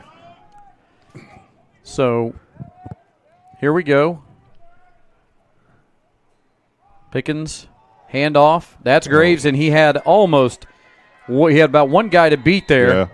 And nice tackle. I'm not sure if it was Joel or Nate. I think that was Joel Dowling that held on there. Here in the back. That was tackle made by Joel Dowling. So an excellent tackle saving one there by Joel Dowling. But that's a first down. And we've said before, you don't want those safeties making a whole lot of tackles. That's not good usually if their safeties are making tackles because that means the play's gotten behind the first 2 lines of defense. And that's really one of the longer runs that they've had because they usually chew up about 5 or 6 yards, and then that one was a first down right off the carry. Here's Pickens. He's met there. That's Lehman. And finished off by several. Loss of a yard. Maybe the line of scrimmage. Those are the plays that I hate when I'm up here because you want to give credit. Eric Pettis is getting off the bottom there. Yeah. Jesus and I think, like you said, Eric Lehman, all 3 of those guys. But when they get in a play like that, that's the one you want that whistle to blow because you know that there's a chance either side somebody could come out of that with an injury. And pretty good officiated. It has been well officiated, and I want to say this about both teams. Both teams watched them help each other up, and I think both teams, just like the regular season, it's been good sportsmanship on both sides. Here's Pickens, handoff to Graves. He is initially hit there. I'm trying to see who that was on the bottom of the pile before he's finished off, but that initial hit stopped him. 2 good stops in a row there. And that was like Avery Carmen. Avery Carmen getting off the bottom of the pile there. So 2 good stops in a row back to the line of scrimmage. So now they've got 3rd and 10. So they're going to have to make a decision here. Are they going to try to open it up and pass a little bit, or are they going to try this off tackle? Gotten away from rail the last couple. I noticed that. They've been going to number 2, Garrett Graves, a little more than they did in the first half, and you wonder if that's a strategy, maybe, trying to lull us to sleep, but I don't think so. He looks like he's pretty quick, but, no disrespect to Graves. It's just usually they give the ball to Rail, and here we go again. That time, Rail, the lead blocker, and was that Pickens that held on? Yeah, he just kept it that time himself, so now it's going to bring up a decision here. It's going to be sending a bunch down. of guys out, but it looks like they might punt. So a little different setup there for Tri-Central. They went with Graves and Pickens a little more and used Rail more as a blocker. And here we go, counting numbers of guys, and that would make me think they're going to kick. And they're setting up that way, and we don't have anybody back, so we're probably they had too many guys, didn't they? They just did not feel comfortable with that. And boy, I know as a coach you hate to waste that timeout this early in the half. So a timeout by Tri-Central. I think they were trying to get things figured out. There for a second I thought they were going to punt, but obviously I think they had some confusion there too. So probably a good timeout. You don't want to, I mean, if you're going to punt, you could take the 5-yard penalty, and I don't think it hurt you that much. So maybe they're not going to. It'll be interesting to see what they come out of this timeout, and maybe the timeout will cause him to rethink things and go for it. Let me quickly, and I don't know if maybe we want to revisit this later between when we have a little more time to talk about it, but just want to give our thoughts and prayers out to the Cowan community. Oh, absolutely. I know it was a tough week, and Coach Ingalls and I got to know each other pretty well through all the years of coaching, and he was just a great guy. And I just wanted to say that from all of us in the basketball program and our school in general, how much we are thinking of that Cowan community and how much we keeping them in our prayers. So that is a great point. And the Cowan community and the Wes-Del community have always been close, very close in size, and just the communities in general, as it looks like they will end up kicking away here. But, Coach, as you said, that goes into the end zone. As you said, Coach Ingalls and you were very close. You knew him well. You knew the type of man, the type of coach, the type of educator he was, a class act. And we, all week long, it poured in support from many different school districts to Cowan. And it's tough. We've had our share of losses here. Sure. They have had their shares in the past. It's tough at a small community school. Yeah. You become close-knit and tight, and he was just one of the good ones, and that's not to take away from anybody else, but just a good guy that did things the right way. And so I think one of the best quotes I read was and I'm not again trying to give you too much credit here, but one of the best quotes I read. Looks like Harlan's back to pass. He's got a guy, Nate Steele, and we're gonna get there's the a late flag. There's the late flag for pass interference. They may call that holding. We'll see. They may call that defensive holding. That's true. As they work on this, back to the quote, you made a great quote, and that was, most coaches in any sport, unless you win the state championship, you go out usually on a loss. Yeah. And Coach Ingalls, with the COVID situation, he won our Wes-Del sectional last year, and they didn't get the opportunity to move into the regional. So he actually got to go out on a win. Yeah. And it was their second sectional. Second sectional that school had ever won. And, even at our expense, I was happy for Coach Ingalls at that time, and really happy that we could say that he went out on a win. So. And here's Harlan. Keeps it. Picks up about 4 or 5 there. He's on the 40-yard line, or he's tripped up by several Trojans. I agree with you as I look down here and I look at both sides. This is just a brutal condition to be a cheerleader. Yeah. They've got I see several of ours have not only their letter jackets and sweatshirts, but they also have parkas on and raincoats. Nice pass out to Joel Dowling. He's right at the first down marker, and I think they're going to mark him. Mark him a little short, it looks like. Well, that's a terrible spot. Not to be rude. That was a terrible spot earlier for Tri-Central. That was not a good spot. No, it was not a good spot. But this is a good crew. I don't mean that in the wrong way. And, again, I'm at a bit of an angle. Not a favorable spot. Not a favorable spot. So, and it's going to bring up third down and about a long 2. The passing game works, but I look for it right here, Eric, to keep it right behind his blockers and go right over the right side here. Let's see what happens. And pretty good call, Coach. And he's still moving. He's going to have that first down. Yeah. He's got it.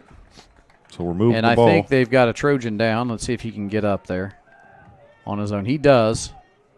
That is number 58, who we've mentioned a couple times. That was Connor Hindman. That kid is always in the mix. Yeah, he looked like he got a little banged up on that one. He's nursing a knee or a leg or something, so I'm sure he'll see his trainer over there. He's looked like he's just trying, maybe he rolled an ankle. He's trying to walk it off a little bit. It's 8:30, and here we are under 7 minutes left in the third quarter. We're not used to that. We're not used to this in the last few games that we've had. We are moving along here at Wes-Del. Fake there, and Harlan keeps it. He picks up about 3, maybe 4. He's across the 50-yard line, and again, I remember that evening well. This is a very similar game to the regular season game. It's like we have someone down. Yeah, we do, and that may be Avery Carmen. Nope. No, is that? I'm not sure. Jesus. That may be Jesus. I believe that's Jesus Cardoza, and we got to hope that it's nothing big. He's had some knee trouble in the past. And his reaction was one of more anger than it is anything. And when you've been injured before and you know you might have injured yourself again. And but there's the right guys out there. Yeah, Tony will take a look at him and see. Jesus has been banged up a little bit this year on and off. Had a good year, though. Really has had a good year. So it is not Jesus. We're getting word it's not Jesus. No, it's not, I guess. Well, that's good. But whoever it is, we hope the best right now. But we can't get a good angle out there to see who that is. But we just received word that it is not Jesus. I initially thought that it was Avery, but I think I saw Avery down there in the group. Avery's right here on the sideline, so yeah. It's not him. I'll tell you who's been banged up all week is Carlos Artiega. That might be who that is then. He's been nursing a lower leg. And heard it in practice. So. It looks like he is right around the knee. Trainer Tony Cox is right around his knee. It's very quiet here. Social distancing also makes it, but everyone waiting to see. And he's up. He's going to be helped off. I don't know. That almost looks too big to be Carlos. That almost looks like it might be Jordan Lehman. Eric Lehman, maybe? Or Eric, yeah, sorry. Eric. Well, Jordan's his older brother. We've scared everybody out there in the crowd. All the parents. I do apologize. We probably shouldn't guess. Coach is supposed to bring his what am I looking? Binoculars. I think that's Mason Cox. Is it Mason Cox? And he's had a really good last 3 or 4 games. He's starting to put some weight on it, though. Coaches have been really raving about how he's been playing, too. I've been talking to the coaches at school, and they've been talking about how well he's been playing. So, and you're right, coaches. I see that closer. It comes closer. It is Mason Cox. And if there's anybody I know that's probably going to yell down to get back in the game, it'll be his dad. Wayne will probably tell him, get back in there. Yeah. It looks like he started to put more weight on it as he came off, which was a good sign. Here we go. We're back into play. We'll have an update if we can get one on Mason later. Ooh. 2nd and about 7. Harlan looks a quick pass out. Nice catch there by Nate Steele. He's still on his feet, trying to break out of that tackle, still on his feet. Nice catch. Didn't go for a whole lot of yards, but a nice catch. And whoever that was that made that initial tackle didn't let go. No. Because Nate was trying to get away from him. And so maybe a pickup of 1. Might be 3rd and 6 now. But, he initially caught that a little further up, but got twisted back before. And it'll be a big play here, 3rd and 7. We'll probably go for it, so I'd like to pick up a big chunk of this. Oh, it looks like Eric's going to fake it. Got somebody. He's got Joel Dowling. Joel Dowling caught across. He's got one man to beat, knocked out of bounds at the 19-yard line. A big play, as Coach just said, on 3rd down.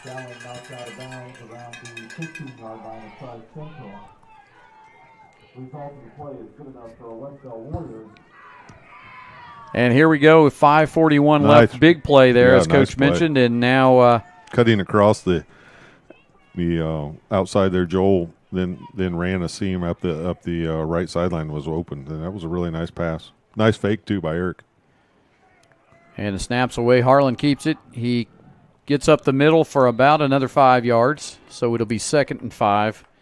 And he looks like he's right at the 15-yard line. So the Warriors with their best opportunity right now knocking on the door of Tri-Central. We're on about the 15, so 2nd and 7 on the 15. So still an opportunity to get a first down without scoring. It's actually 2nd and 6. 7 on the board, but I think that's 6. And Harlan keeps it again. He is finding some room. He's across for a first down and a little more. And he is just about the 4-yard line. He is close to that, yeah. It's always so hard to tell from up here. It looks like, maybe the 3 or 4 yard line. 3 or 4 yard line. So this is a great opportunity as they knock on the door. A chance to score and at least tie things up and maybe take the lead here with 5 minutes remaining.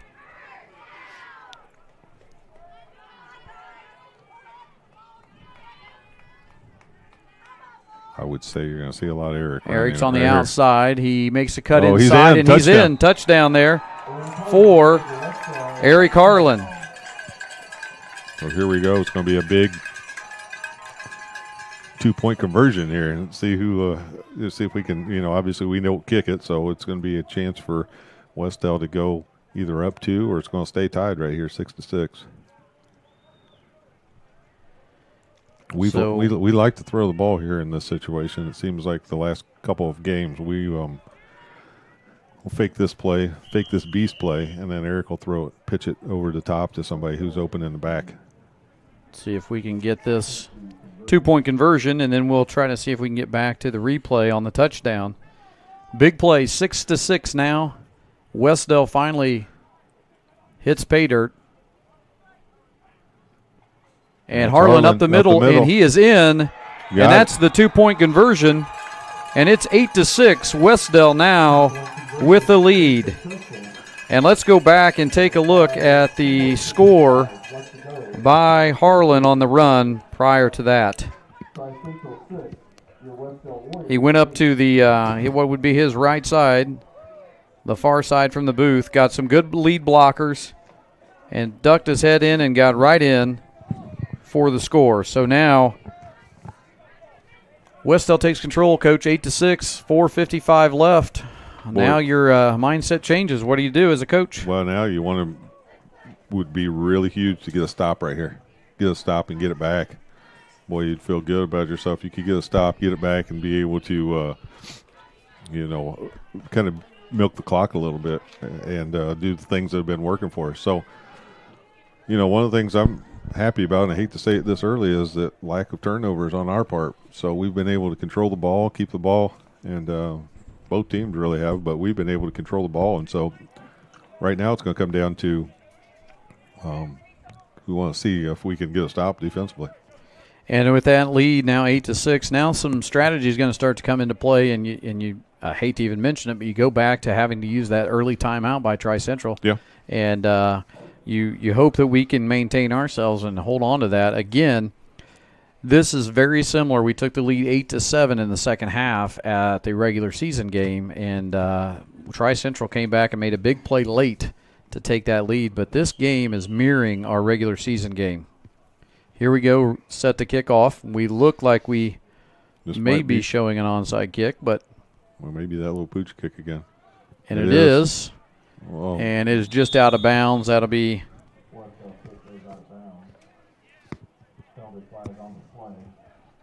went out about the 37-yard line. 37, yeah. So here we are, 4:55, 8-6. Big play for the Warriors. Now we need to see if the defense can step up and get the ball back. So they'll mark that off and get an extra 5 yards. So they'll start at about the 42, looks like, 42, 43. That, that's always one of those situations where the coach from Tri-Central can ask for a re-kick if he wants to. But I guess he felt pretty good about that. And sometimes you don't want to mess around with the team that onside kicks a whole lot. And the winner of this one, Coach, as we know, will face Madison Grand, who's awaiting in the bye game for next week. And that'll be a home game for either team. Yes. Either one of these two teams. And there's Pickens. He's still got a hold of it, waiting on a nice tackle. And a nice tackle there, and they're going to finish him off for a loss of about 5 or 6 on the play. I want to say Eric Lehman with the tackle. Yeah, it was. Well, definitely we know it wasn't Jordan. I thought it was Jordan earlier, but Jordan graduated. Eric, nice hit and able to hold him and wrap him up with a loss of about 4 or 5 yards there.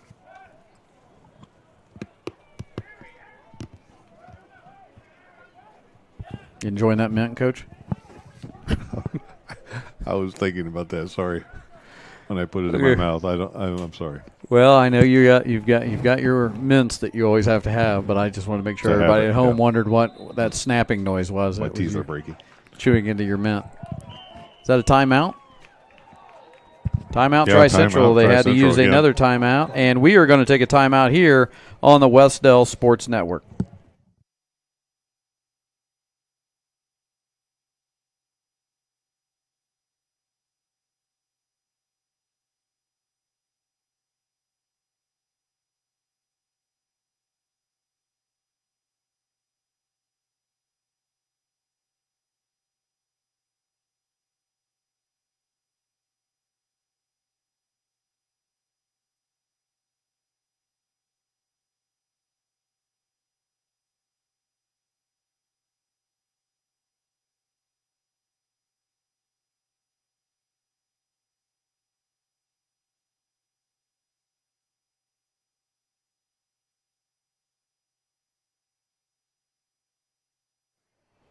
All right, Coach, we're back, and I know you've got some people you want to give a few shout-outs to. Yeah, let's give a shout-out to those cheerleaders out there working so hard. Madeline Hawkins, Leah Robinson, Avery Hudson-Roberts, all seniors.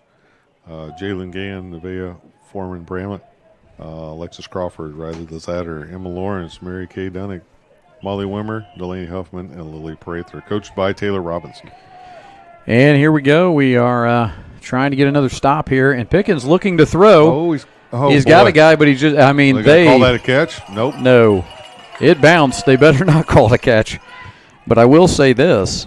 He was open. He was open. He was really open. He couldn't set his feet because we had good pressure there. Yeah.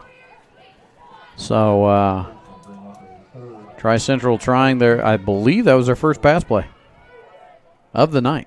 Yeah, I think they had one early in the first half, if I remember right, but it didn't work. I don't think it worked either. But okay. Well, knowing I think the battery was going dead on you. Your memory always serves you well. Well, it might have been when it was. So this is a big play. Like I said, what a great way. If we could get a stop here, what a great way to finish off that drive. Another pass play, and that, again. You can see that is not their strength. No. Fourth down. Fourth down it is, and about 14 on the 38-yard line. So it is a big, big play here for Wes-Del. I'm assuming they're going to kick. They're setting up for that formation. We've got Harlan back. They're telling Eric to drop. They were going to leave him up there just in case of a fake. That's a great kick there. It is a nice kick. Eric's just going to let it bounce. And it's out of bounds at about the 20-yard line. Luckily, because it rolled another 10, but luckily it bounced out of bounds there. It's a 20. So Wes-Del take over on the what looks to be the 20-yard line, 1st and 10, with 3:52 left in the third quarter, leading 8-6. Be interesting to see our strategy at this point, whether we run it, try to take some clock down, or whether we continue to play in the third quarter very much the way we were playing. I think you got to stay aggressive right now. I just think that if you start holding the ball, I mean, if it works, let's try it. Yeah, I think you do a couple running plays. I don't think we just throw every time, but I think if we can make a long possession, great. But I think otherwise you just kind of do what you think. Just play your game plan. Yeah. And here it is. The game plan has been working with Harlan in a few runs and then a few pass, and he picks up 2 on the first run, and it's going to be 2nd and 8. Yeah, 3:40 left in this third quarter. So, we want the clock also, is in our favor. When you're leading, it's in your favor. So we've got to make sure that we obviously, again, take care of the ball. But if we can pick up plays and have good positive yardage running the ball, that's great. Ball's away, and here's our Harlan rolling out. He's going to throw it. He's going to throw over the middle, and that is, I believe, Cameron Buckner, and a late hit. That was, I was going to say that. A late hit penalty. That's going to add another 15 on. I believe that was Buckner that caught that one. Yes, you're correct. Cameron Buckner with the catch. And it should be a personal foul for the late hit. And that should move them up, as Coach said. Let's get the call here just to make sure. Yep. Personal foul. Personal foul on Tri-Central. It'll be a first down, which it was going to be anyway. Always a hard situation for any, especially a high school kid, pursuing that play, and you just don't know where you are at all times on the field. So it may well have not been intentional in any way. Or sometimes you just, that can be a frustration play, and things aren't going their way right this second. So, either way, it's 15-yard penalty, and now both teams are, I feel like there's been a little bit of a momentum switch here. 1st and 10 on the 46-yard line. Here comes the snap to Harlan. He's behind some tackles, and he's up across for about 4 or 5 yard gain. Yeah, he picked up about 5 on that play, and again, that's just our beast formation running right behind 2 or 3 guys that lead blockers, and as long as that pile's moving forward, we'll take it. And if we're going to pick up 5 or 6 yards on every down, let's just run that every time. I agree with you. 2:50 left in the third quarter. And again, it's been just now at this point, a steady light mist, almost like a fine mist out there. Coach's forecast is absolutely terrible.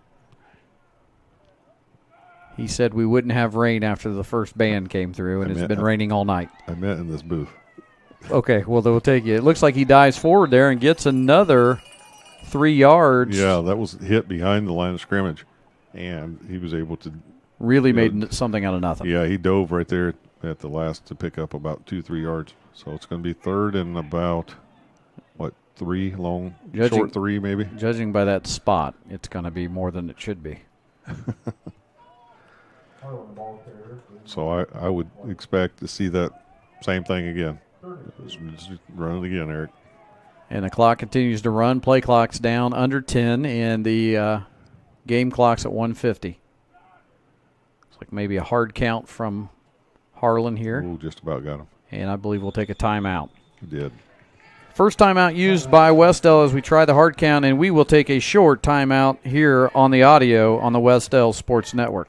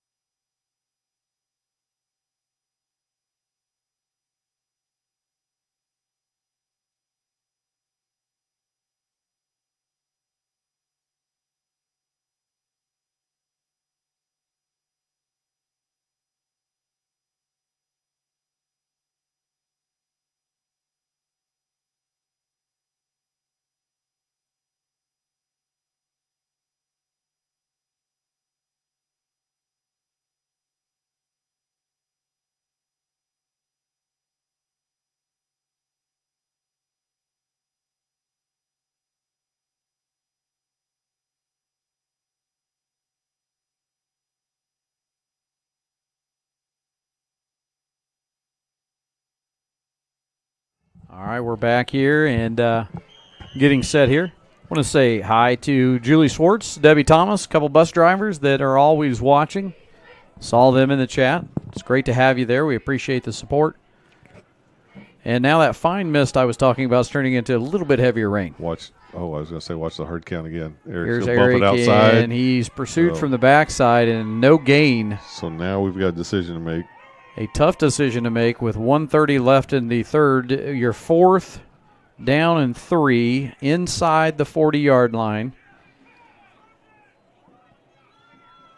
We're going to see what the coaching staff does here. It's a tough decision to make. Do you gamble? You're giving them the ball and not terrible on your for defense-wise, not a terrible place to give them the ball. But it is almost a little closer to midfield than you probably want. You're going to see a hard count's what you're going to see right here. I think you're right. About 8, but we're gonna go for it. Ball's away, and it's out, and here comes Harlan. He's going to throw it across. Oh, incomplete. And it's incomplete. Batted down right up there. The guy was open. It looked like it was I believe that's Cameron Buckner. Cameron was open, but it didn't get there. It was batted down somewhere. Great defensive play there by Tri-Central. Yeah, nice. The credit goes to them, and they will take over here with 54 seconds left in the third. And it looks like they'll take over on the 40. No, excuse me, that's not the 43. The board is wrong. Well, they're at the 40, I think. No, well, no. The 38.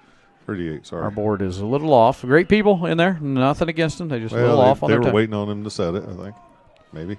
And here is Pickens under center. So we want to keep and off to Rail. And the ball's out. The ball's loose, and I believe Wes-Del's recovered. And the ball came out, and the question now was, I think he's calling it second down over on the other side. I think he was down. I'm going to be honest with you. I believe Rail was down. Well, but here's the thing. I agree that that's the call. But that's not where the whistle was blown. No, I'm with you on that. The whistle's got to be blown a little sooner. I know they're letting these guys play, and I agree with that to a certain extent. But if you're going to let them play, then when the fumble comes out like that, you're going to have to. You're going to have to give it to them. So 24 seconds remaining, but good news is fair, and Rail, in my eyes, was down. He was down, yeah, I think so too. So they picked up a yard there before the fumble. Now they're passing out on the screen completion here. And, that's a heck of a tackle there. Is there a flag? No, and they are asking for a horse collar, but it was not a horse collar. The way he tackled him And he turned and he just said to the guy he tackled that he didn't mean for it to be that way. And it was Eric Harlan, I believe. Fourth quarter, so there we go. And there we go. End of the third, and it's 8-6 Wes-Del. And we will take a short break here and be back with you on the Wes-Del Sports Network.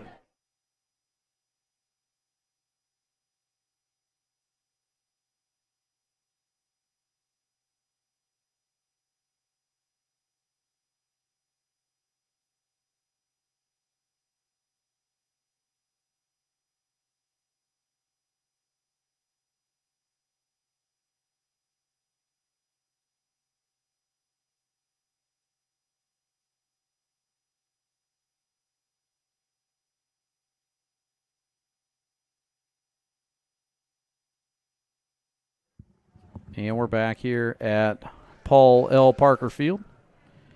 Coach getting ready to start the fourth quarter here. And, again, we got you here for a reason. You give us that coach's insight.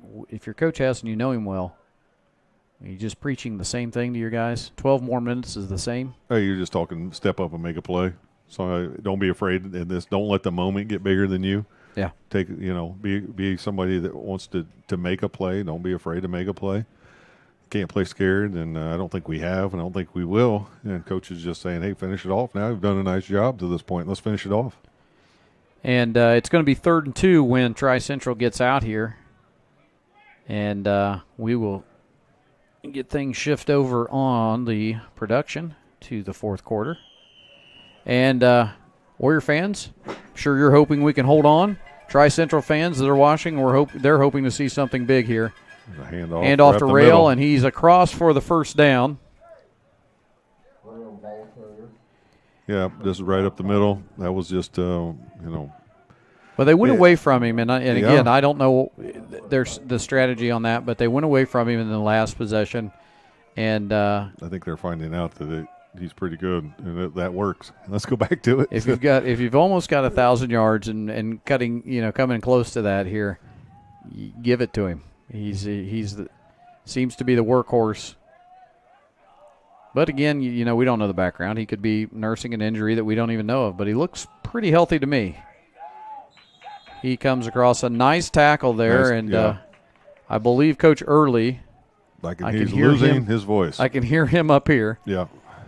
Encouraging the guys on defense. Coach Early, the defensive coordinator. It's going to be 2nd and 7. Need to get I would like to see us, minimal gain on this play. If you're a Wes-Del defense, you want to see minimal gain. You want to see, I think we're going to see a lot of. That's outside the rail. He's got one guy to beat, and he's got Harrison Pittsford on his back. Pittsford finally brings him down, but not before he's well across the 30-yard line and a first down for the Tri-Central Trojans. And you can tell he's a little tired. Maybe that's why they're giving him a break every once in a while. But, boy, when he gets around that corner, he's a workhorse. He carried Harrison Pittsford for about 5 or 6 yards on his back there to pick up another. Obviously that was after the first down. So Harrison luckily stayed on and was able to bring him down. Well, when you're in the booth, sometimes you can't see it, Coach, but the guys down there, although 2 of the guys down there are not tough at all, but that's Slomson and Hansen. It could be 72 and they'd have a park on. Yeah. And it looks like about a gain of 1 on that carry by Rail. But Coach Van Mater down there, the strength and conditioning coach, he's bundled up too. I can't even see down there. I figured he wouldn't even have a shirt on. Well, no, you wouldn't think so. He's so tough. Yeah, he's so tough he doesn't. He's the guy that kind of like Coach Early. Coach Early always in shorts on the sideline. Yep. Doesn't matter what the weather, doesn't matter what the temperature. But Athletic Director Kai Denny was in, it looked like he was getting ready to go wading. He has waders and big boots and everything on. I don't know what forecast he watched. Mine, I guess. And that's a keeper by Pickens and a nice keep, and he's going up the outside. He got a man to beat, and he is gone. That is a touchdown. Oh, boy. And, again, a big play. That was a nice design, nice play, but we just missed a couple tackles on there. Somebody, and it could have been blocked. I didn't see it. But somebody on the defensive end there lost containment. Yes. And so he was able to get outside, and to his credit, little bootleg play. They go to rail, and then keep it on that bootleg. And, boy, once he got around the corner, he picked up a little speed there, a little more speed than I thought he had. He absolutely did. You couldn't have said that better, because exactly what I was thinking in my mind is I thought the ball went to rail right off the bat. Then he does a great bootleg on the outside.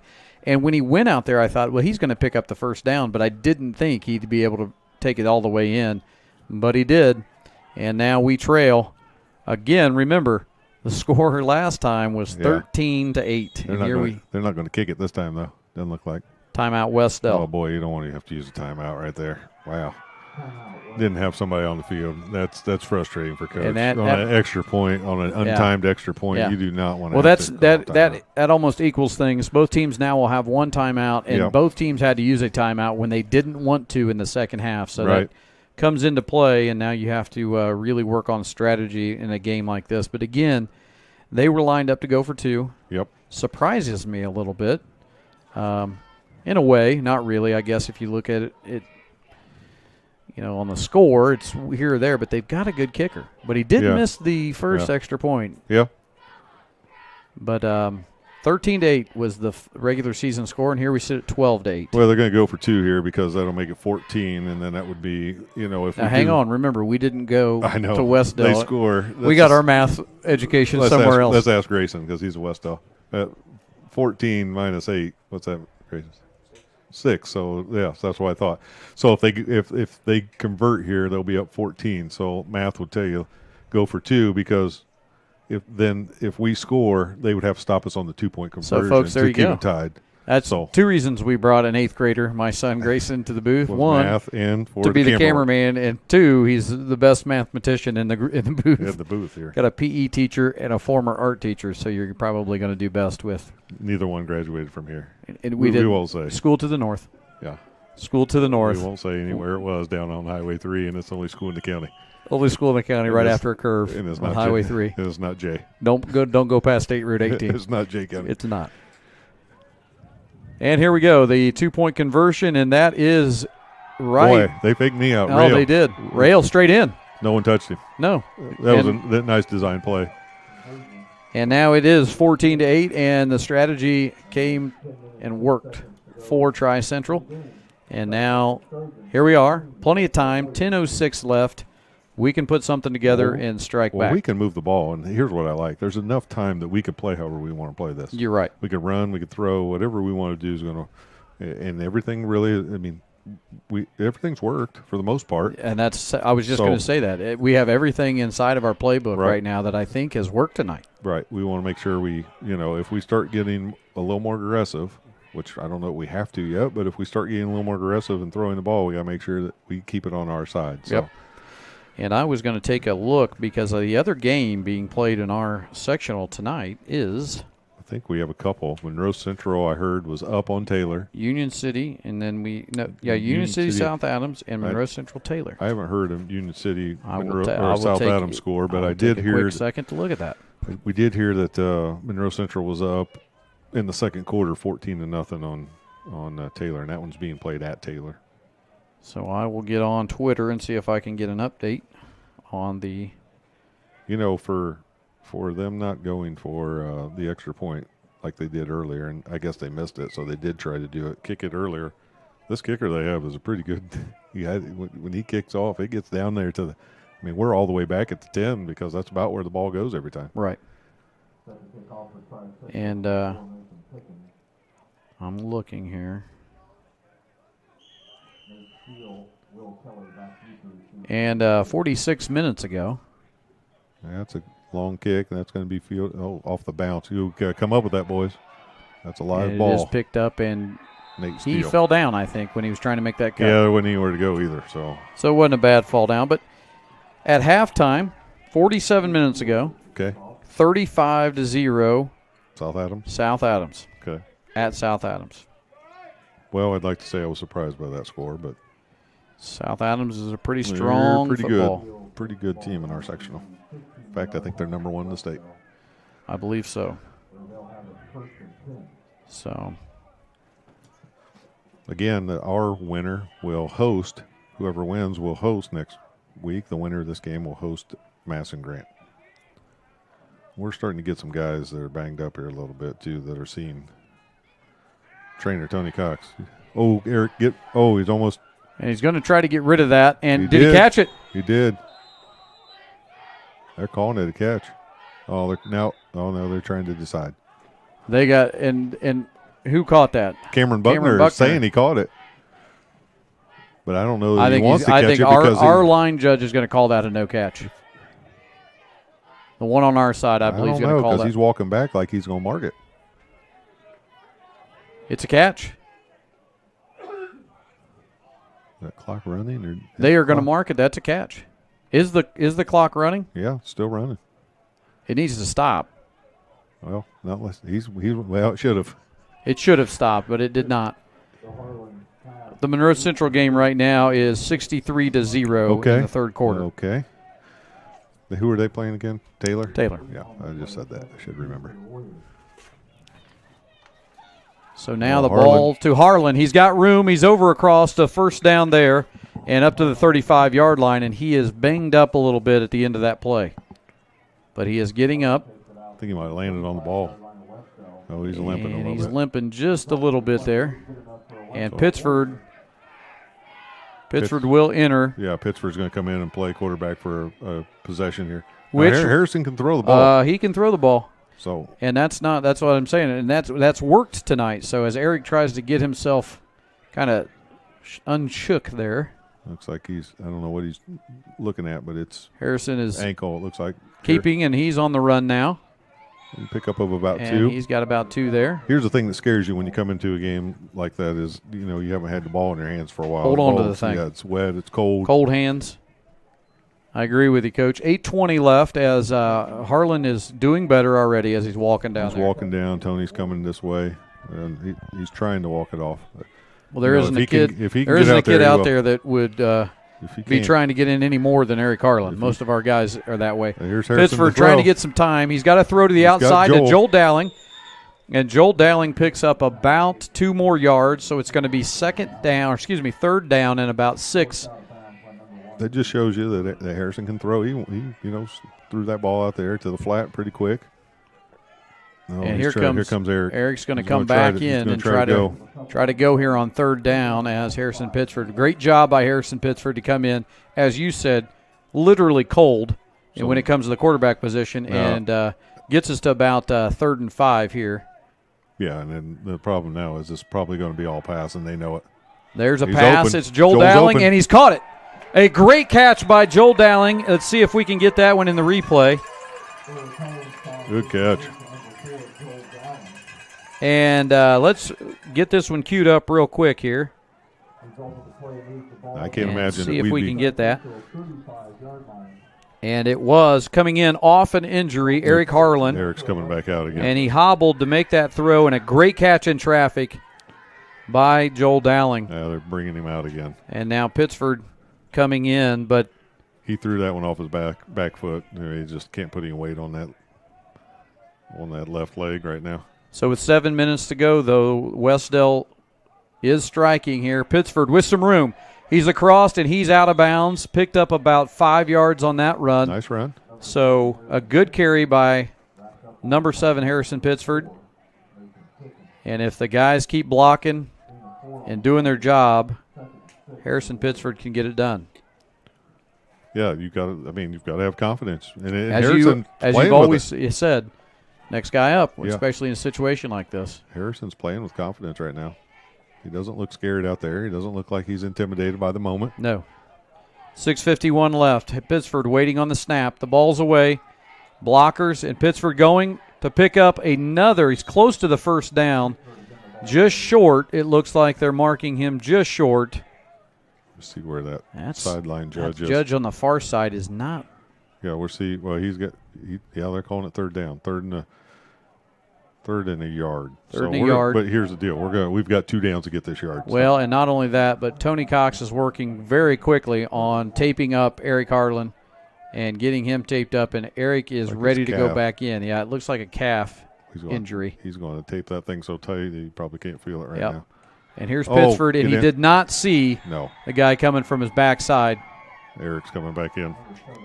So that means it's a loss of a yard. It's now 4th down and 2, a long 2, a big possession, 6:30 left, a big play right here for Wes-Del. And you'd almost think it's going to have to be a handoff to someone else. You know, we've done a lot of run with Eric behind the blockers. It's going to be a handoff to someone else or a pass. My guess is a pass play. This is one where 16 down on the play clock, so Eric's going to have to get out there. And it looks like, to me, right now the play looks like out there on the left. I mean, it's one-on-one coverage. Yeah. And here we go. And it's a hard count. Throw this to the pylon. And the throw is away, and it is calling it a catch. Now, call it a catch. That's a first down. It should be marked as a first down. Joel Dowling again. Are they going to make a signal here? Well, let's see. Are they going to measure? It really depends on that spot. They called it a first down. And it is called a first down. And the coach is not happy about it. Yeah. He wants a measure, and he is – ooh. He just threw his book. He didn't like the spot. He did not like the spot, and I think he wanted a measure there. So 5:50 remaining now, 1st and 10 for Wes-Del. Again, Eric's out on these running plays. And Pittsford, as Coach said, is in. Pittsford gets a good block, gets to the outside a little bit. Ran that one back to the left, which is away from our blockers, but a nice read because I think Coach Nuck, what he saw is that end over there on the right side is coming in so hard that Harrison was able to cut in front of him and kind of just let him go by him, able to pick up about 5. He's across the 21 now, 2nd and 6. Good work in front there by the line. Here it is to Pittsford. Pittsford rolling out, looking for room, holds it himself, gets across, gets shoved out of bounds late, and I think he's just short of a first down. Here we go again.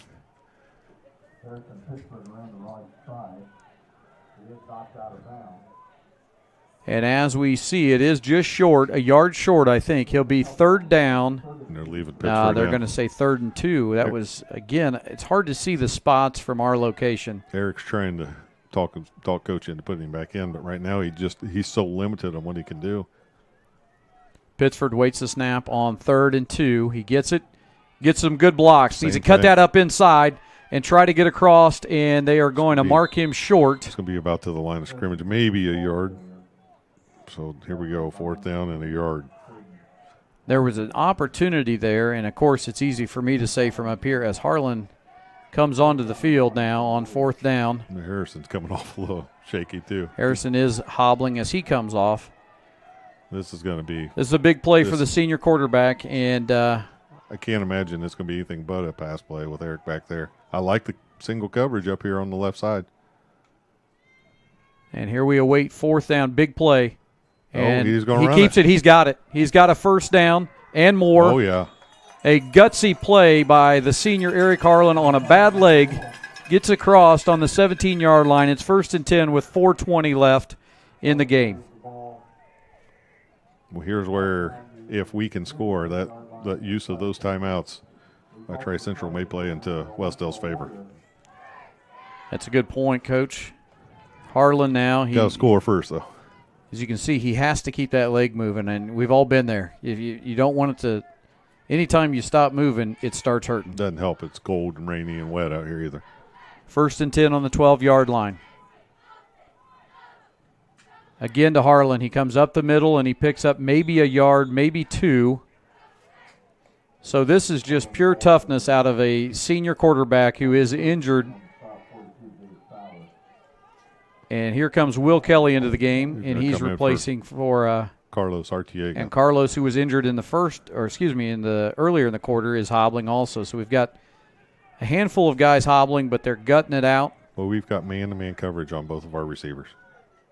And there it is. There it is. Throws it up. I'm telling you, that's it. And a great defensive play by Tri Central because, Coach, it was there. Yep.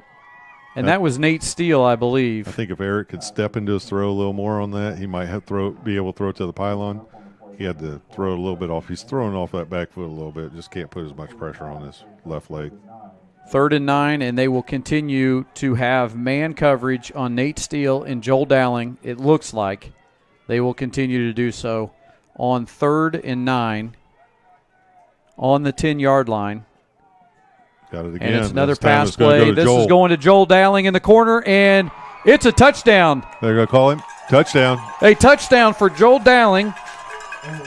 And let's see if we can capture that one. And look at this one more time here as Dowling catches it right on the pylon. Another throw off the back foot from Harlan and right in. And a great late score for Wes-Del, and it ties the game at 14. Here we go for 2. So 3:16 remaining, a big play here as it's 14-14. Harlan to Dowling to tie things up. And folks, that was a great play, series. Great pass. You have just pretty dramatic there. You have a senior injured. You have Pittsford coming in and doing his part, and then the senior off the back foot throws to Joel Dowling, who was injured earlier in the year. Let's see what we have here. Looks like Eric's going to throw it. Maybe not. And they fake it, and Harlan trying to push up. Oh, he's going to pitch it back.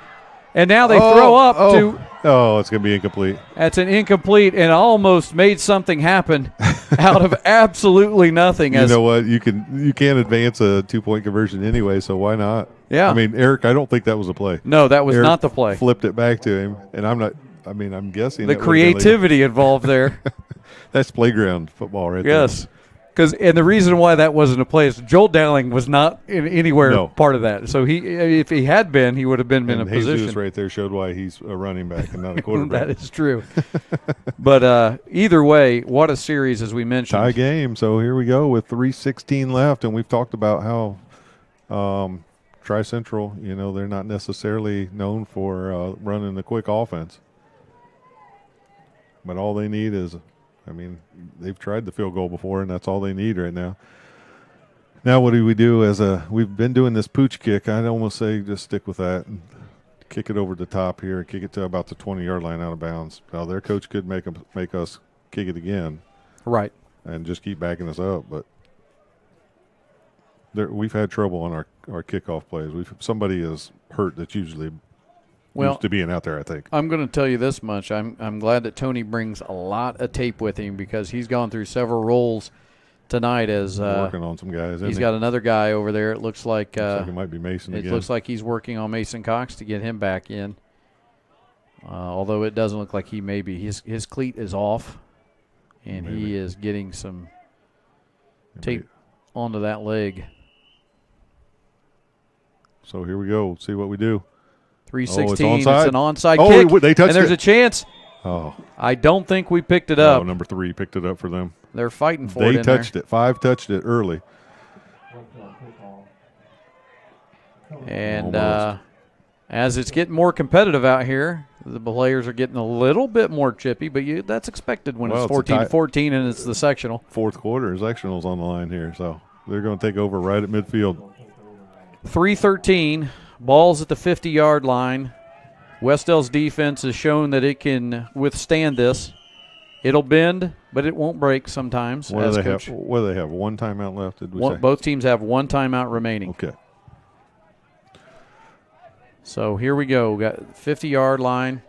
Remember, last possession, Pickens ran one in. And a nice tackle, a fantastic tackle there. And that is Avery Carman. Just released off of the guy blocking him. He released off that block and was able to hit that, make that tackle. And we've talked about how hard he is to bring down. So nice tackle. Big play by the senior. No gain. 2nd and 10, no gain, 50-yard line.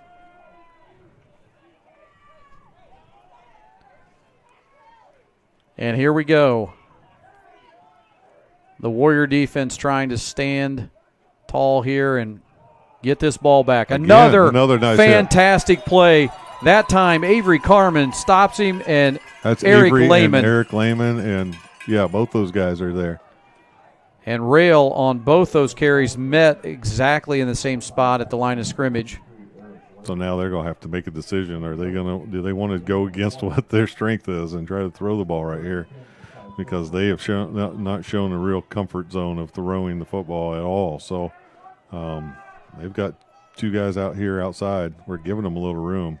2:04 now on the clock. It is a carry by Rail, and he gets up and gets the first down. Brought down by Joel Dowling, but boy, he got 13 yards. Good thing Joel was able to tackle him because he was gone. If not, and both guys real slow to get up, Rail and Dowling, as they met there. But now 1:56, and the clock's now running as they reset. We're down to 1:50. They act like they're okay with it. I would be a little bit more quicker here, but that's just me. It's at the 36-yard line. I think you're going to see a little bit more of Mr. We've got no one out there on the outside. And it is to Rail again. He is again tackled and pursued by Avery Carmen. Minute 30 to go, folks. A minute 30.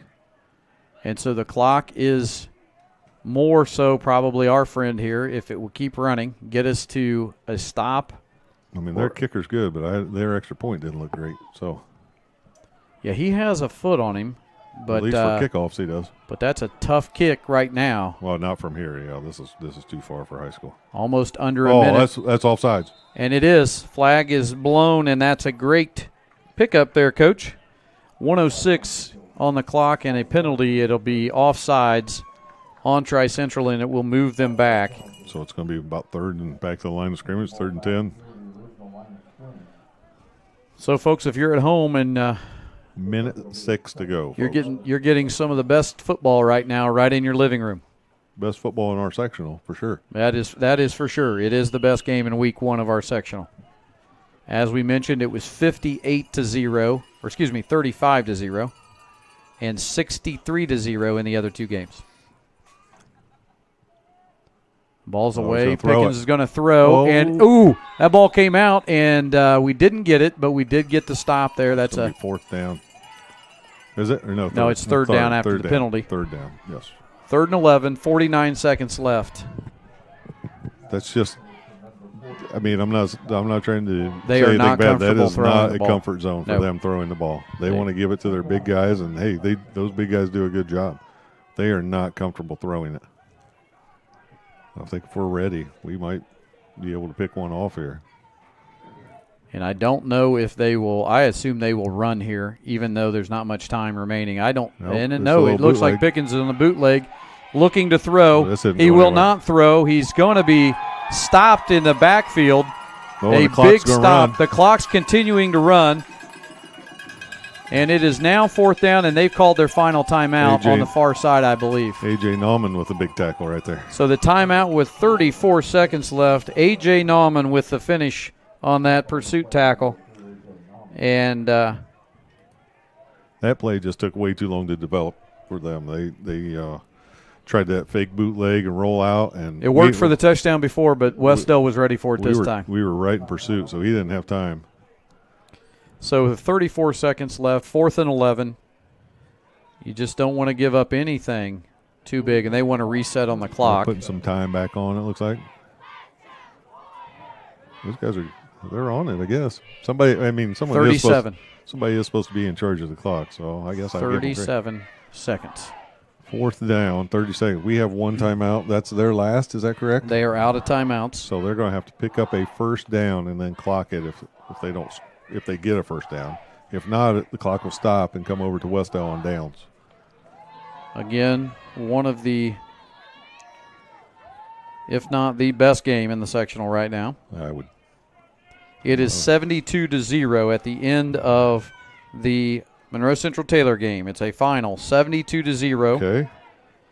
And we will search over to South Adams. And here we go, 4th down. They're going to run it. They're going to pat. Oh, they're going to throw it. They're going to throw. It's out to the outside, and a great stop there. And the ball is 31 seconds left. It's a turnover on down, and Wes-Del will take over on the 40-yard line. They had one of their linemen line up eligible receiver. They tried to throw it back to him. It was an interesting call. Tried to throw it back to him, and luckily our end stayed at home because the whole play was going the other direction. Now what do you do here? You get gutsy, and 31 seconds, you're going to throw a couple, let your quarterback go back there and throw something long and see what happens. And it's 41-0. Union City loses to South Adams. So South Adams and Monroe Central move on, and what Madison Grant awaits to see the winner here. And here we are, 31 seconds left. We'll see what we decide, how aggressive Coach Knuckles wants to be here. You just can't turn it over. You can be aggressive, just don't turn it over. Harlan will be rolling out. He's getting some pressure now. He found Got a man him. across the middle. That'll and stop that the clock. is a great catch by Cameron Buckner. And they're getting quickly lined up. Stop the clock with 24 seconds left. Wes-Del does have one timeout. They're going to clock it or just go for it? And they do. They just clocked it. Spike it right there. 20 seconds. 20 seconds remaining. Still have a timeout. They are across the 50-yard line now. Boy, I can't understand why they're not putting some guys deep. Buckner found the seam right across the middle, and there wasn't anybody within 10 yards of it. Maybe these two guys here in the back are going to drop as soon as the ball snaps. But I mean, it's a one-on-one coverage again out here on both sides. Well, buckle up for some of the most exciting 20 seconds we've had all year here. 14-14. Harlan waits the snap, and the ball's away. Here. He's looking for people. A pass across, it's tipped over, and we got lucky there. 14 seconds left as the ball was tipped at the line of scrimmage. The only thing you don't want is, like you said, Coach, something to get tipped and then a pick six that no one has anybody in front of them and they're headed the other way. That's where you got to trust your Cameron Buckner. Looks Cameron like Buckner's hobbling. He's coming off on a cramp. Hate to see he's made some big plays tonight. Looks like Eric's moving a little bit better now, so maybe he's had some time to Here we work go. on that a little bit. 3rd and 10 on the 45-yard line. 14-14. 14 seconds remaining. Here we go. Pursuit from the backside. Throws it away. Got to get out of bounds. And he does get out of bounds. 7 seconds. 7.9. That was Carlos Artiega, I believe, with the catch. If you're gutsy, then you just throw one. I don't know if Eric, I'm assuming that'd be about a 50-yard pass by the time he drops back. Or you got some kind of razzle-dazzle play here. See what you got. Yep. You just don't want to turn it over. You can't turn it over here. You've got to. I'm guessing it's going to be throw it as far as you can, Eric, to Nate or Joel. That's my guess. And everybody have their head on a swivel in case it does get picked off. So we got 9 seconds left. We're going to call a timeout here. We got 7.9 left, actually. And no timeout. Going to throw it as far as he can. He has Nate Steele in the backfield, and no flag. 1.5 1.5 left. And this will be 4th down. Oh, no, it's turnover on downs. Was it? Yep. I imagine they'll just take a knee here. So it was not a bad attempt. A good thrown ball. 1.5 left. Got to kind of put everybody in the prevent, but there's not putting, again, trying to be transparent here. They are not a throwing team. Well, they've got something. I mean, you've got that one play that you work on that, every team has this one play that they're going to work on for the end of the game. But, again, you don't want to turn it over. And so we're just hoping at this point, as is all Warrior fans, for overtime and some extra football tonight. Maybe you can pull out the chili and warm it up again. Coach is calling timeout. Looks like Wes-Del. See what Wes-Del they were in. will use their final timeout. I think they were just going to run the ball right there. That's my personal opinion. We'll see. Coach, I'm going to take a break real quick right here on the seat. All right. As we think about this. Well, exciting football here. It's obviously 14-14 with, one play to go. This is it. To go to overtime if we can get a stop here. This one did not disappoint. No. It has been an honestly well-played game on both sides. Well-coached game on both sides. And two pretty evenly matched teams. Two different styles, but two different pretty evenly matched. And going back to one of the bigger plays is really how nice of a catch Joel Dowling made right on the pylon for that touchdown. It was a great catch, great pass, good blocking up front. We haven't said those guys' names enough with Bartram up front and Anthony Petit. We haven't said his name. Those guys have worked their tails off to give Eric some time back there. So, and the other thing about that series that I'm really honestly just gives me a lot of pride is the fact that Eric gets banged up. Harrison comes in. Yeah. It's like he didn't miss a beat. Harrison does most of the running plays till he gets his legs under him again, and then he's throwing off his back leg, Eric is, and everybody just came together. And I love to see the fact that we just didn't roll over, right, and we came back down and we scored, and hopefully we stop them here, which we should, barring anything crazy, and we can get into overtime and see if we can't get this thing. There's a snap. They are going to try to throw here. That's and as he far throws as he can deep. throw it. And it is incomplete, and we will head into overtime. And while we do that, Coach and I are going to take a quick audio break. But overtime, Tri-Central, Wes-Del in Sectional 43 will be with you in just a few moments here on the Wes-Del Sports Network.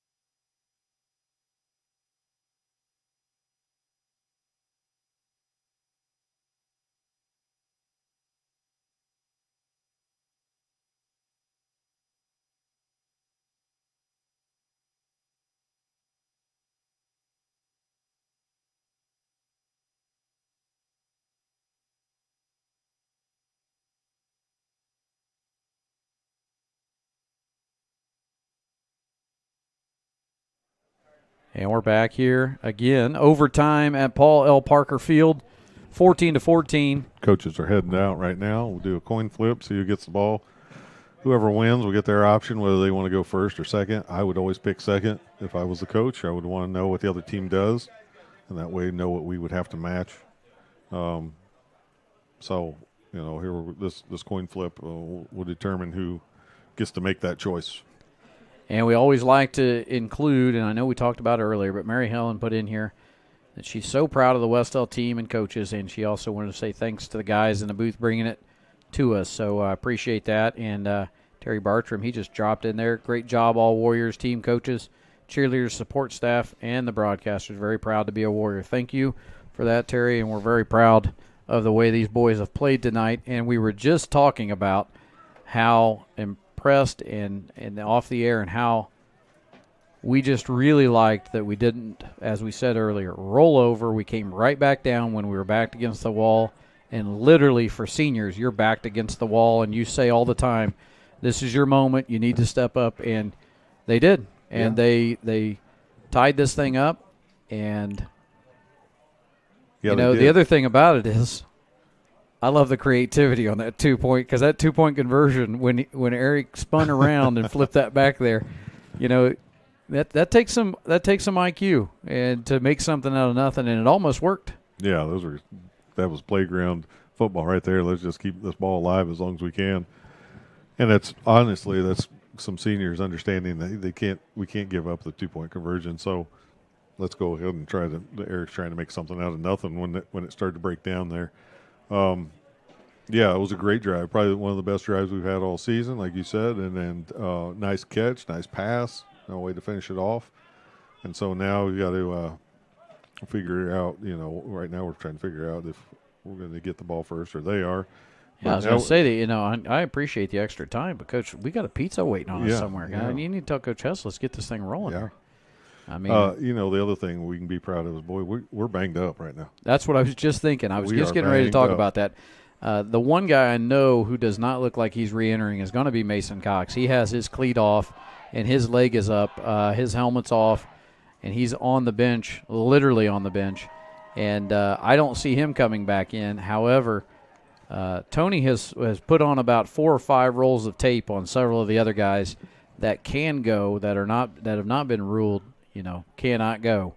And they're ready to go. And you see a little life out of our guys. I will say this, and I can't see all the way over to Tri-Central, but we have a little bit more hop in our step right now. Now, that doesn't mean anything. You got to put it out there. But, the team that always kind of makes that last little clutch comeback has a little confidence going into overtime. Now, we're going to see.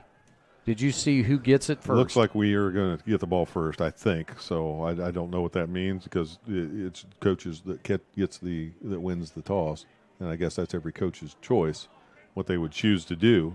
Like I said, I would think you would want to go second. I don't know. Maybe you wouldn't, but maybe you want to put the pressure on them to have to score. But it looks like we're going to get the ball first.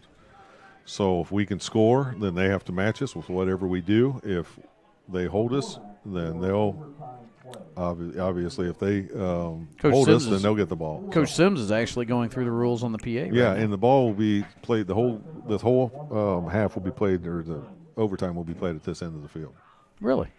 Yeah, we won't I switch. did not know that. Yeah, we will not switch ends. Makes sense. So where do they get the ball? In the 10, does that look like? It's looking like it. And it looks like we need to get ready because they're setting up. And they are. They have officially started the play clock. Wes-Del takes the snap, and it is Harlan rolling out and falling down in the end zone. Now pitched away, and that might be a touchdown. That is a touchdown. They're calling it touchdown. Touchdown on the first possession. And let's capture that one and see if we can look back at that. Carlos Artiega. A little something out of nothing. And again, falling down on the far side was actually Nate Steele. He gets knocked down, and I think they were looking, and they just kept moving, and he puts his head down, and it is Carlos Artiega with the score, and now we're ready for the 2-point conversion. So way to go, Wes-Del on the first play in overtime. Of course, this one, there's no time going right now. This is untimed. Yes. So other than the play clock. So now trying to go for 2. And this is big in overtime. Yeah, and the play clock is down to 5. Big play. Eric's going to just go outside. Snap. Nope, he fakes it to the outside. Now he scrambles to the far side. He gets some blockers. He's got some room. He's got room. He's going to duck it in, and he is in for 2. Wow. And there's no flag on the field. Wes-Del scores on the 2-point conversion, and it's 22-14, forcing Tri-Central now. That is all Eric Harlan. Well, some good blocking, too. I don't want to take that away, but he was going to try to throw that and just came back around. There was nothing open. He came around and made something out of nothing here. So now we got to just hold him. And you're right. That 2-point is so big because if we don't get the 2-point there, they can try to. If they score, they can just try to kick the extra point and win. So here we go. Now we've just got to stop. We've got to get a stop here. Tremendous to see a clean field after all of that scrambling with no flags. And the guys to stay home and do their job. And, again, you got to give credit where credit is due. And Eric Harlan made something out of nothing and got in there for the big play as a senior quarterback, the leader. And now we are up 22-14. Puts the pressure on Tri-Central. They have to score. And get a 2. And get the 2-point conversion. If they do not get both of those, Wes-Del will win and move on. So now the coaches have the opportunity to talk it over. And we need our defense to step up big here. Boy, you'll take anything. You'll take a turnover. You'll take it 4, turnover on down. So anything wins the game right here. Even if you give up a touchdown, you got to get that stop on the 2-point conversion. So here we go. Again, untimed. They get 4 plays from the 10-yard line.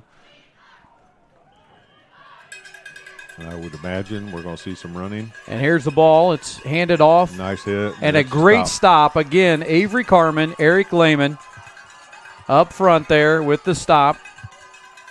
Okay, Coach. Who's going? Coach is going. Coach wants to hear more. Okay, Coach, I can't yell. He's like, let's go. I think the people were trying to say, hey, we're socially distanced. There's only a few of us here. So if you're at home, Coach needs you to start yelling. I just want to say, I see you, Coach. I just can't yell tonight. All right, so now it's second. It looks like from the 8. They might have picked up 2 on that play. Yeah, I believe you're right. And the players now asking for some help from the home crowd. Handoff held by Pickens. That's going nowhere. It is. And he stopped short. I believe he stopped short. Wow. But almost stopped in the backfield. As you said, Coach, I thought Joel Dowling had him. I thought Joel was Eric, whoever that is back there. I thought for sure. It was Eric. Sorry about that. I thought for sure we had him. I thought that's not. And so now we are third down, and I think they're right there at the 2 or 3. Yeah, just about that. Might be. Doesn't look like we've officially marked it on the board. Looks like I'm guessing about the I'm thinking 3 or the 4 yard line there. So this would be huge if we get a stop here on third down. Crowd getting into it. Ball to Rail, I believe, or that's Graves, and I think he's in. Oh, they're calling him down. They're calling him down. He is called short of the touchdown. So it's going to be fourth down. From the looks like the 1 foot yard line, maybe. Or they got 1 foot line. Yep. Literally just at the goal line. He's short. This is going to be quarterback keeper right here. If one guy could push through and get in there, it would probably be Avery Carman. He's been in the backfield several times this year. This is it right here, boys. This is it. This is it for a sectional win against a team that beat us earlier in the year. So here you go. There's a chance to make something happen. It looks like Wes-Del's calling timeout. Wes-Del did call a timeout. And so they have it 4th and less than 1. We'll say 4th and inches. And this is huge. Now remember, even if they score, they have to convert 2. Right. Just to take this thing into a second overtime. Second overtime, right. So, again, you want to see your defense step up here, make a play. And we've talked about this, and I remember when we were at Tri-Central, one guy that got in the backfield several times in that game was Avery Carman. Yes. And he got back to the quarterback. So if they go keeper and we get an opportunity for him to find the seam, he can get back there. But I'm already looking at next week's forecast. Well, I like your confidence. I feel confident. I like your confidence. I don't know if I don't know if you jinxed us right there. No. But fourth I hope down. not. It's 4th down. They need to get back out on the field. They're giving you too much time to talk.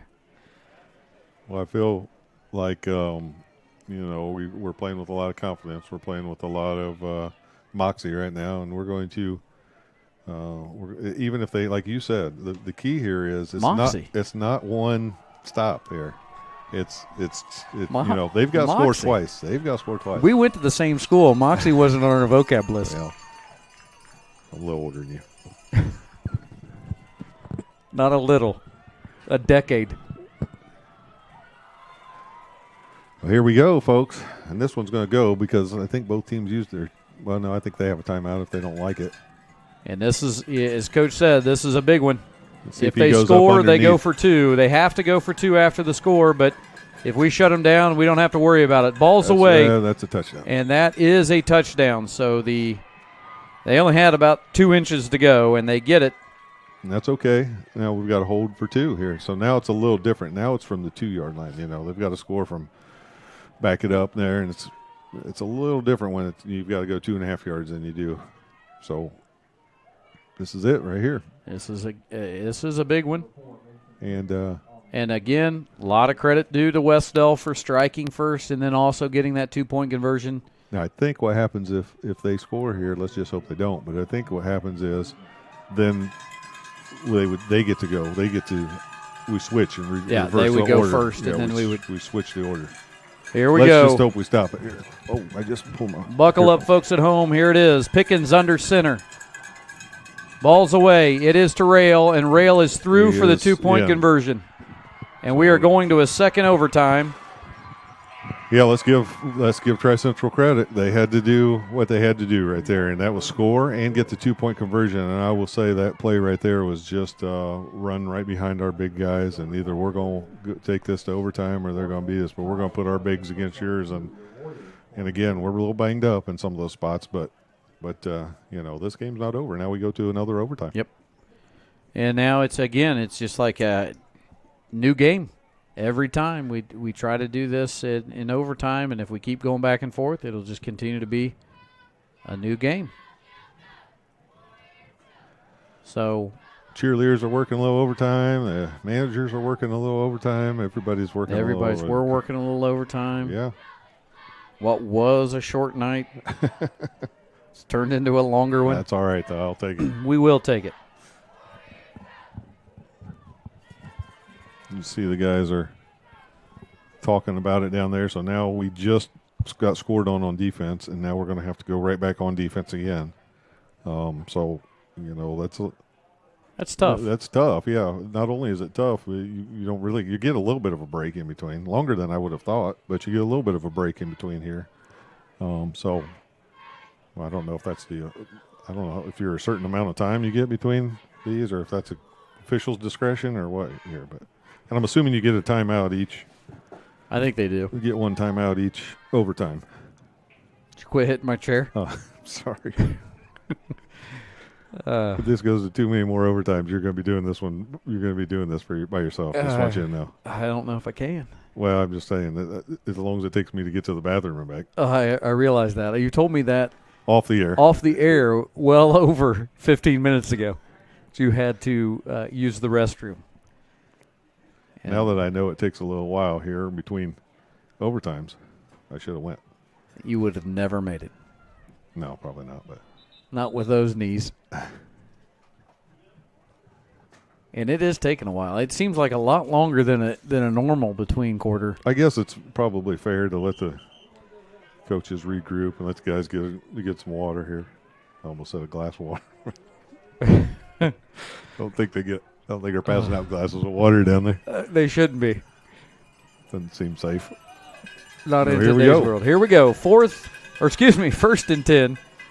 From the Wish 10. It was fourth, and that is Pickens holding on to that one, and he's got nowhere to go. Oh. Hold on and put him down, and there we go. He is maybe line of scrimmage. Maybe line of scrimmage. Maybe a half a yard. So good stop there. Let's keep it rolling. Give anything for a Klondike bar. Well, I forgot what I hate to say it. I think I forgot what I was getting ready to say, and you filled it in. I think a stop is what you were going to say. I think let's get a stop. A big defensive stop. A Klondike bar doesn't sound bad. A little chilly for one, but here we go. Well, handoff, and that is Rail. He is met, and nice stop. So picks up 5. And again, a great tackle early on there, and I'm trying to see who's coming out. Avery Carmen came out of that one, along with number Schlinker. 55. Yeah, it is Schlinker. Nice play there. This is a big play right here because then, it's fourth down, and it's going to really put the pressure on them. What do you want to do? They're right at the 5-yard line, so it's going to be 3rd and 5. 3rd and goal on the 5-yard line. And Rail in the backfield. Pickens under center. Crowd getting into it. Handoff to Rail. They scored on. He is stopped short.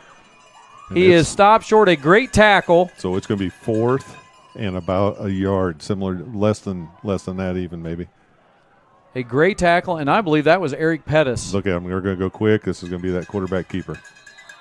And here we go as they get ready, and they called a timeout. Tri-Central calls a timeout. I would have went with it. Yeah, I think that. But that's just me, and that's why I don't coach football. Yeah, I would have went for it, so too. Because all they of you had at us, home could say, well, that's why you are in the booth. They had us on their heels a little bit right there, and I think they went right or left on those right behind their big linemen. I think we'd have been going backwards. We weren't quite ready. But so now you got to make a decision. Are you going to go right here with the quarterback keeper again, or are you going to go? With if I could 15. Rail. I'm going to go with Rail. Sorry, I couldn't think of his name. If I can give you my opinion, I'm giving it to Rail. Yeah, I think Well, since you took yourself really right out of the quarterback keeper right there. Right there. Almost. I mean, I guess you could still try it. But The reason why I give it to Rail is when he is able to go north and south and he gets up to speed right away, I've not seen him not get a yard or two, and they only need a yard or two. So I think I'd almost put 2 guys behind defensively, each tackle. Defensively, if this is a stop here, this is about the biggest play of the game.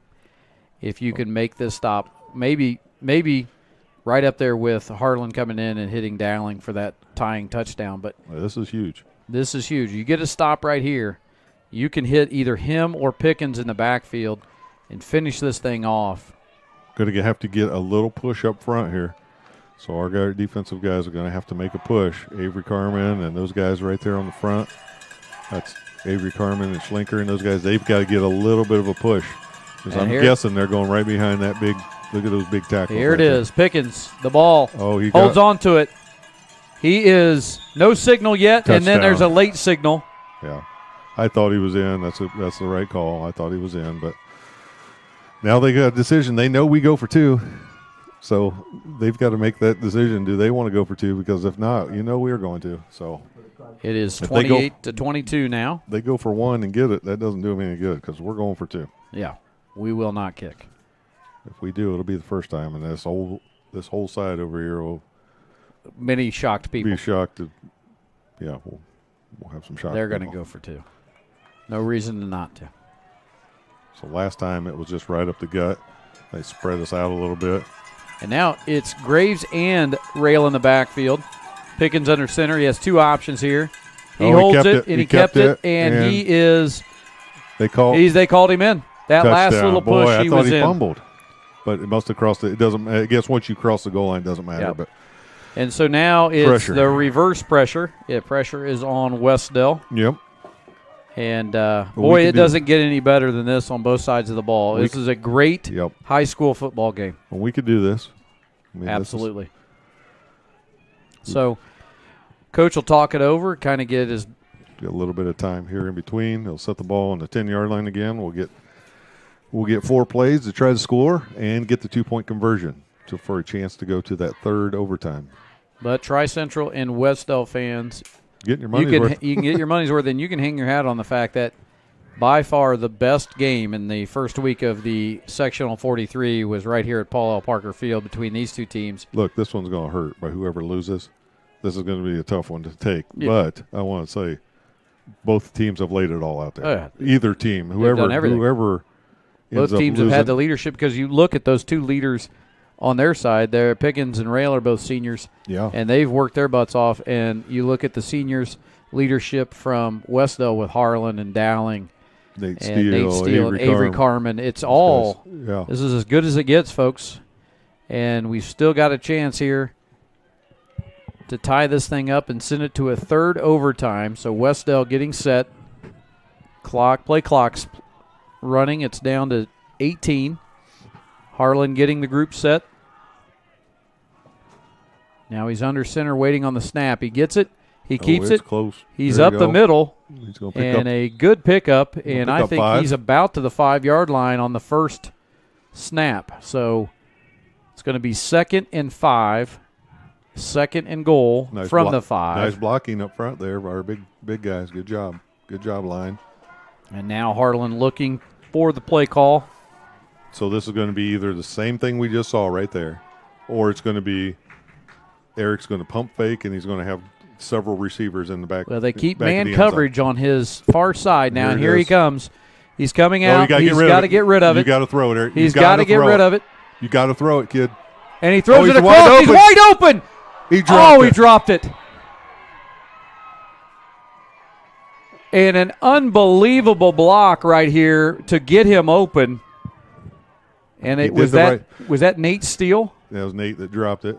I'll tell you, Eric kept that play alive for as banged up as he is. He had guys going. But here's the thing, folks. We're still 5. We're still 3rd and 5 here. Yeah. I mean, 3rd and goal at the 5. Nothing hurt. Boy, I don't know how Eric even saw him running backwards that far. He's back to the 30. He was. He threw that from his back foot on the 30, and it was just there. The crowd into it now, chanting Warriors. Harlan talking to his. Oh, that's a delay game. Oh, that can't happen, coaches. That's not our coach's fault. Eric's got to see that. And it was a penalty. And that's, what happened right there is that's just Eric's all the way back at the 30, and what happens is that clock gets reset right there, and Eric's over here trying to get the play in and looking over the sideline. And here we go now. That did move us back. It's back on the 10-yard line. There's a little out. Eric's ball's across. Eric. It's a pitch. And it's Will Kelly. Oh, Will Kelly close, just stopped short on the far side, and the clock, well, he's winding the clock. There is no clock. Yeah, let's just have it. He's down to 2, it looks like, from this sideline. So it's going to be 4th down and 2, very similar to this is it right here, where 4th and 2. Tri-Central was on the last play. And the play clock's running now. And we've got to score here. So it's going to be Harlan, I'm guessing. Down to 20, unless he's going to take a timeout. I think he's got to take a timeout if he's letting this run down like this. I think you take a timeout here. You get the right play call and they did. Yeah, that's good. That's a good call. So they will talk it over. For in their defense right there, they picked up all that yardage that they needed that they might have lost on that penalty. So we picked it all back up. Now it's 4th, and I don't know whether they call it. I'm going to say 2. They're saying that's not the 6th quarter. I was going to say the 6th, but that's not. Yeah, no. That's I didn't know that. I didn't know the clock went up to the 6th quarter. I don't think we did either. They're just trying it out at this point. Welcome to the 6th quarter. So 4th, and it looks like, as far as we can tell, to that opposite side, maybe 2, 4th and 2. You'd almost like to see Eric back there try to make something happen, kind of like we had on that play before. Just give him the opportunity to make a play. Senior, he'll find somebody open, and it's time for somebody to make a play here. It absolutely is, and then of course, if we can get it in here, we have to go for 2, right? Which we would anyway. Right. So it's not something new to us. So, again. Let me say again, and because we've been hard on them all year, but this has been a really well officiated game. It has I have to give those guys credit. I mean, let's hope it doesn't come down to something right here. But yeah. But up to this point, boy, these officials have done a nice job and a well-played game by both teams. Yes. Great sportsmanship, clean game. No matter what happens, it's been a well-played game. So if you're at home, I saw some of you in the chat. Here we go. Doing your best here to yell and give them all the support you can give them for Wes-Del. Let's see if we can keep this thing going. Snaps away to Harlan. Harlan finds some room inside. He's open, and it's touchdown. Touchdown. Joel Dowling. Joel Dowling. A great little play. It looked like there was nothing there, and then again, Harlan to Dowling, and now they'll go for 2 to try to tie it up and send us into another overtime. Yeah, we got to go for 2. We've used our timeout, so we've got to go here. And they haven't started the play clock yet on us. I guess it's always an undowned timed play here. Boy, this is exciting football. It is. It doesn't get better than this. Here we go. This is it right here. I'd almost do the same thing.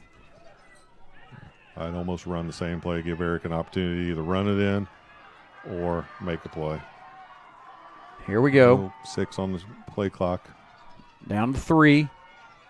Ball's away. Eric's he's gonna do the same thing. He's got it to the outside. He's got a guy. It's tipped away. No flags, and that's it. And that is it.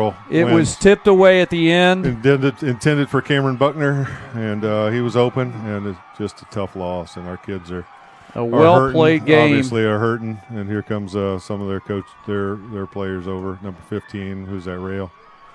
He's over here talking to one of our guys, just because you know why it's respect. They battled, and he could be over there cheering with his teammates, but he's over here shaking hands. Yeah. And even though we're supposed to just wave to each other, which I don't get because we just tackled each other, but what a nice, good, show of sportsmanship there by a really good player, number 15, Rail, and our guys too. They're hurt.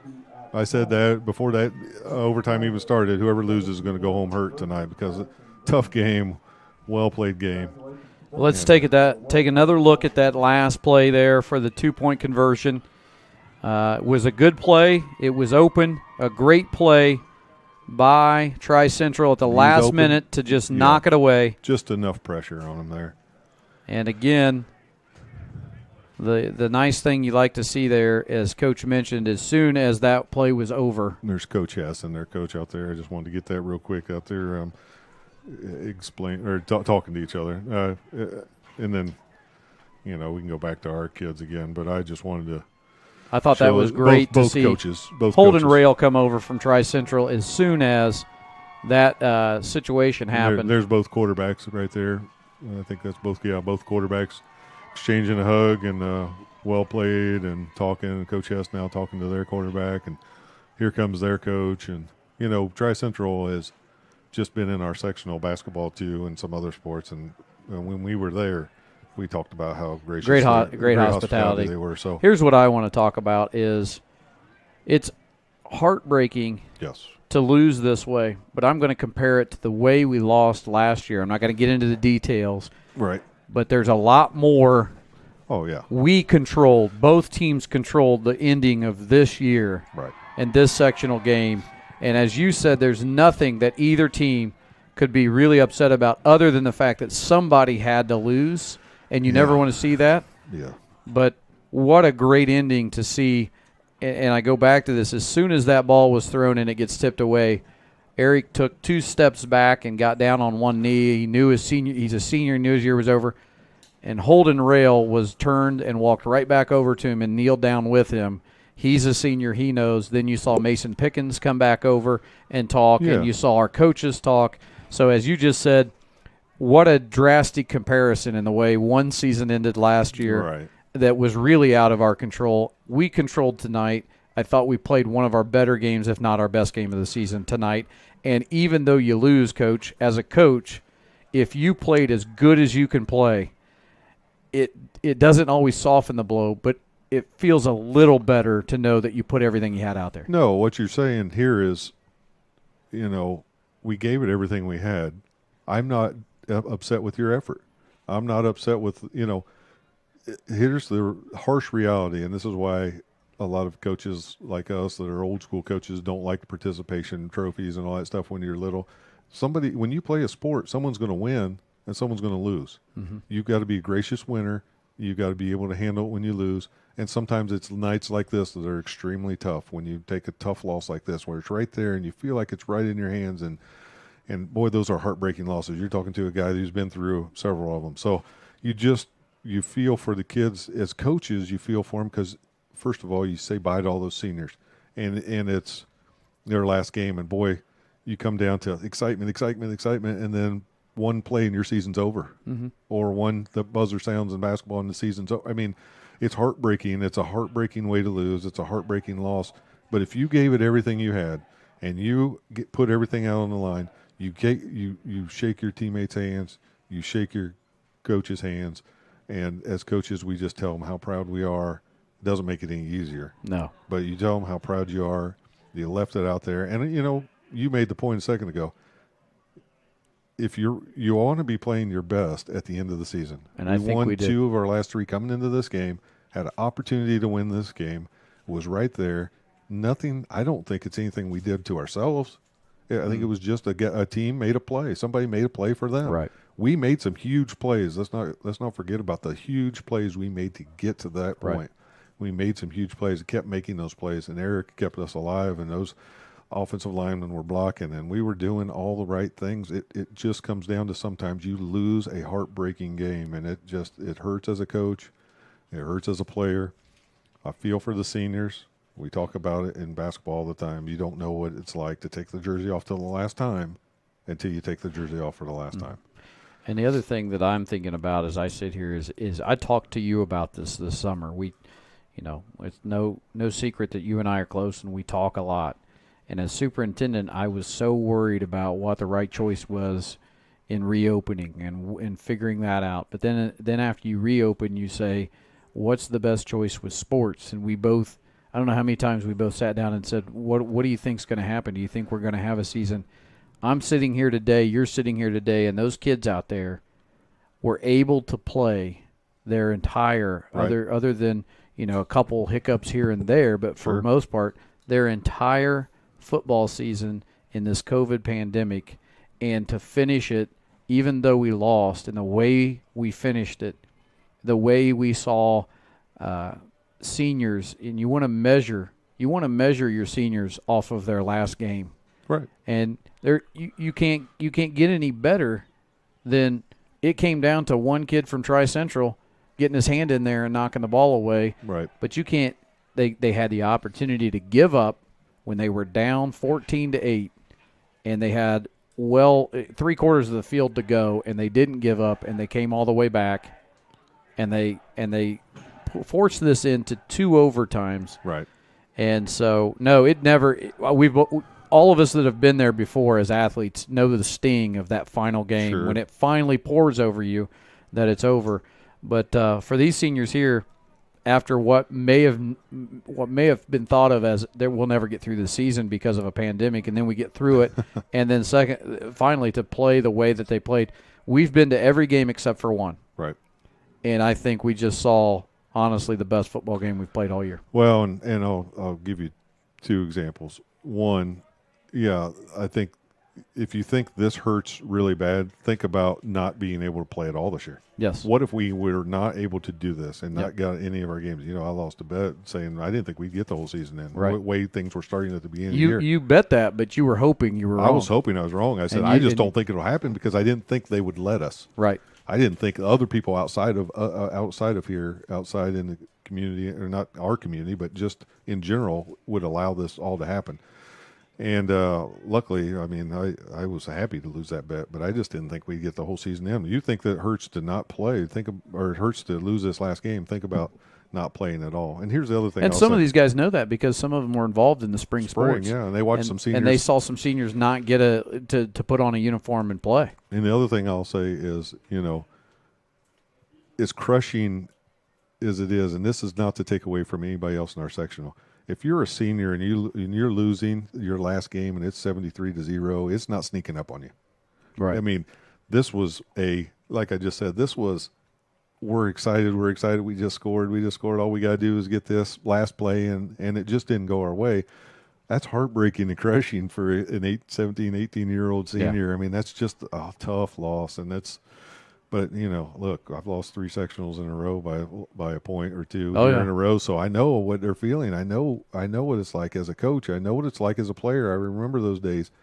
That's why we still do it. That's why we still coach. That's why these guys still want to compete. That's why it's still worth it to do it, because even though you lose, you learn so much about life. And Coach Hess does such a good job of teaching our boys what's really important. You know, I say it all the time. I had my one NBA guy. I'm not going to have another one. Right. Coach isn't putting guys in the NFL right now. His goal is to teach these guys to become young men. And I think I think we do that. I think we've got a heck of a start off of what we saw from some guys out here tonight. Yeah, and I think we do that with all our girls coaches and boys coaches. I think do a great job of that. I'm so proud for my kids that have been able to come through here and play, and still play for, you know, my younger one. But I think that I think it's hard. It's crushing. But they'll walk away. They'll walk out of here on Monday when it stops hurting. They'll realize that was pretty fun. Man, what, that hurts, but it was. But football was fun. And I was happy we were able to capture it so they can go back and watch. You know, even though the sting will be there a little bit, they'll be able to see some of the amazing things they did. And the last thing I want to talk about here in our post game is where some credit needs to go, in my opinion. I think this was by far, and I'm not knocking them in any way, I'm giving them all the credit. I think this was by far one of the best coach games of the season. I think our coaching staff did an excellent job. And there were some things that you would come into this, and if you're another opposing coach, you met in the regular season, so you've got some predicting. Sure. You can predict some of the things we're going to do. And I thought we did some things different. Yeah. And I think the best line you had is a credit to the coaches. Everything was working. Right. So we were using it all. And you know, there's a bounce here or there, or at the end, there's a ball that doesn't get tipped away, and we're still playing football. But I think all around, when the guys get the opportunity to let the emotion come out of this as much as possible, and the coaches too, when you sit down and watch this, and I hope they get to watch this feed, I hope they get the message from us. I think this was a very well coached game, the best of the season that I've seen, and I think this was the most well-played game, and probably the best I've seen of the season. So. Tri-Central was ranked part of this year. Let's not forget that. They've been ranked this year. And the other thing I want to say is one of the things I always like to watch other coaches. I go to other practices, not even sports I even coach. I'll go watch Biff's volleyball practice just to watch him coach. I'll go watch and sit out here in the bleachers and watch coach practice sometimes. But one of the things that I always notice about coaches and teams this time of year is, we said they're playing their best football, which is a credit to the coaching staff and a credit to the coach. They were 3-6 coming into this. You could have guys quitting on you on the sideline. We did not have that.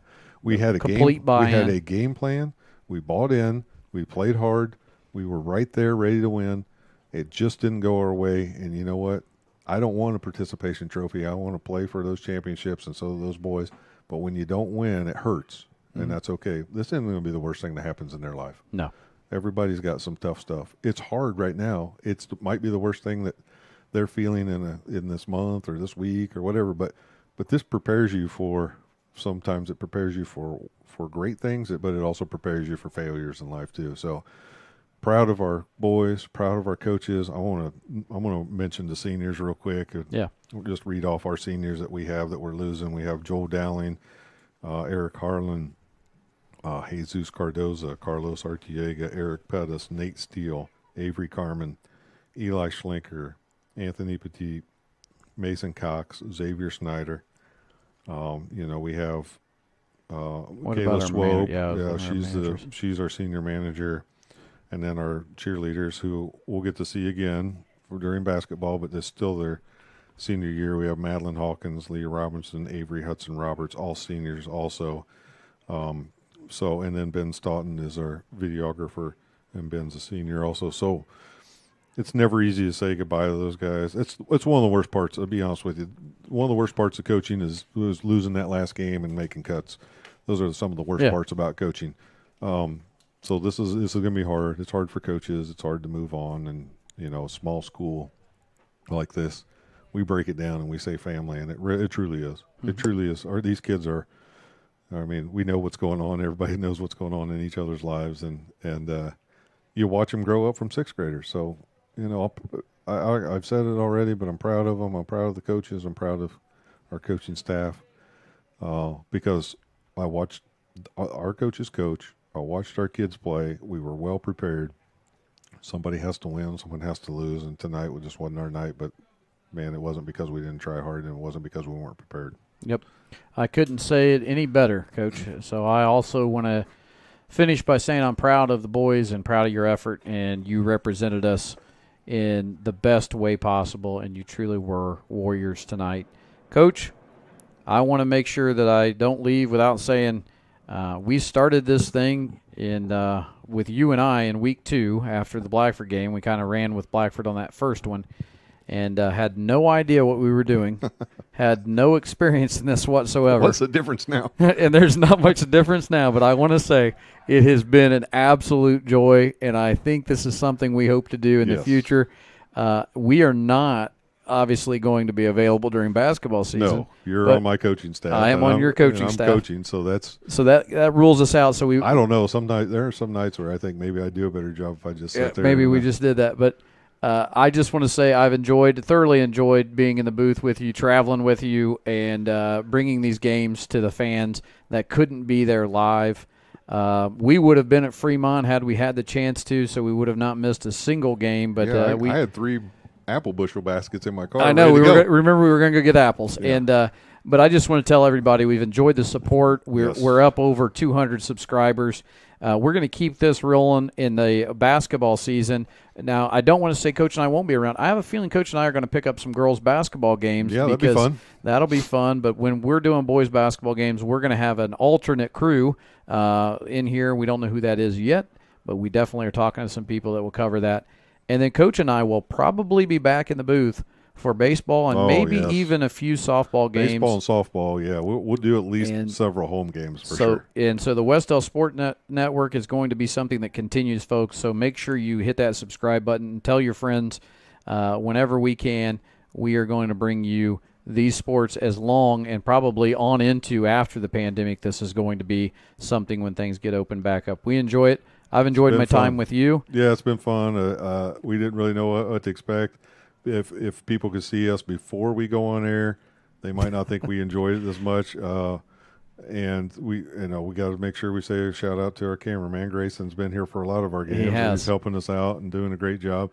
It's been a lot of fun. Man, it's been a neat experience. It's been, I think, for us to see kind of a different side of the game, and kind of keeps us engaged a lot more in the games. I know that. And it keeps us warm in press boxes. And it keeps us, so there's a lot of pluses to this. That's out of the elements and in the box. And we want to thank, I know they're not all listening, we want to thank all the teams on the road. Everyone was completely hospitable and accommodating to us, and it's just been wonderful. But not to take up any more time, just wanted to say thanks, and we'll be back with girls basketball. We'll be back with baseball and softball, but we will be bringing you the basketball games also through the winter, and it may be even more important for the streaming to be going during the winter depending on what happens. But we've enjoyed our time. We've enjoyed watching our boys play football. We've enjoyed bringing you some of the volleyball games this year. And, again, good luck to Jackie Knott tomorrow as she runs. And, Coach, if you don't have anything else. No, I think that, we talked about it and wrapped it all up. And, just tonight just makes both of us, I think, understand why we're so proud to be at Wes-Del. Yeah, I couldn't say it any better. So on behalf of the coach, I'm the Soup. We will see you next time on the Wes-Del Sports Network.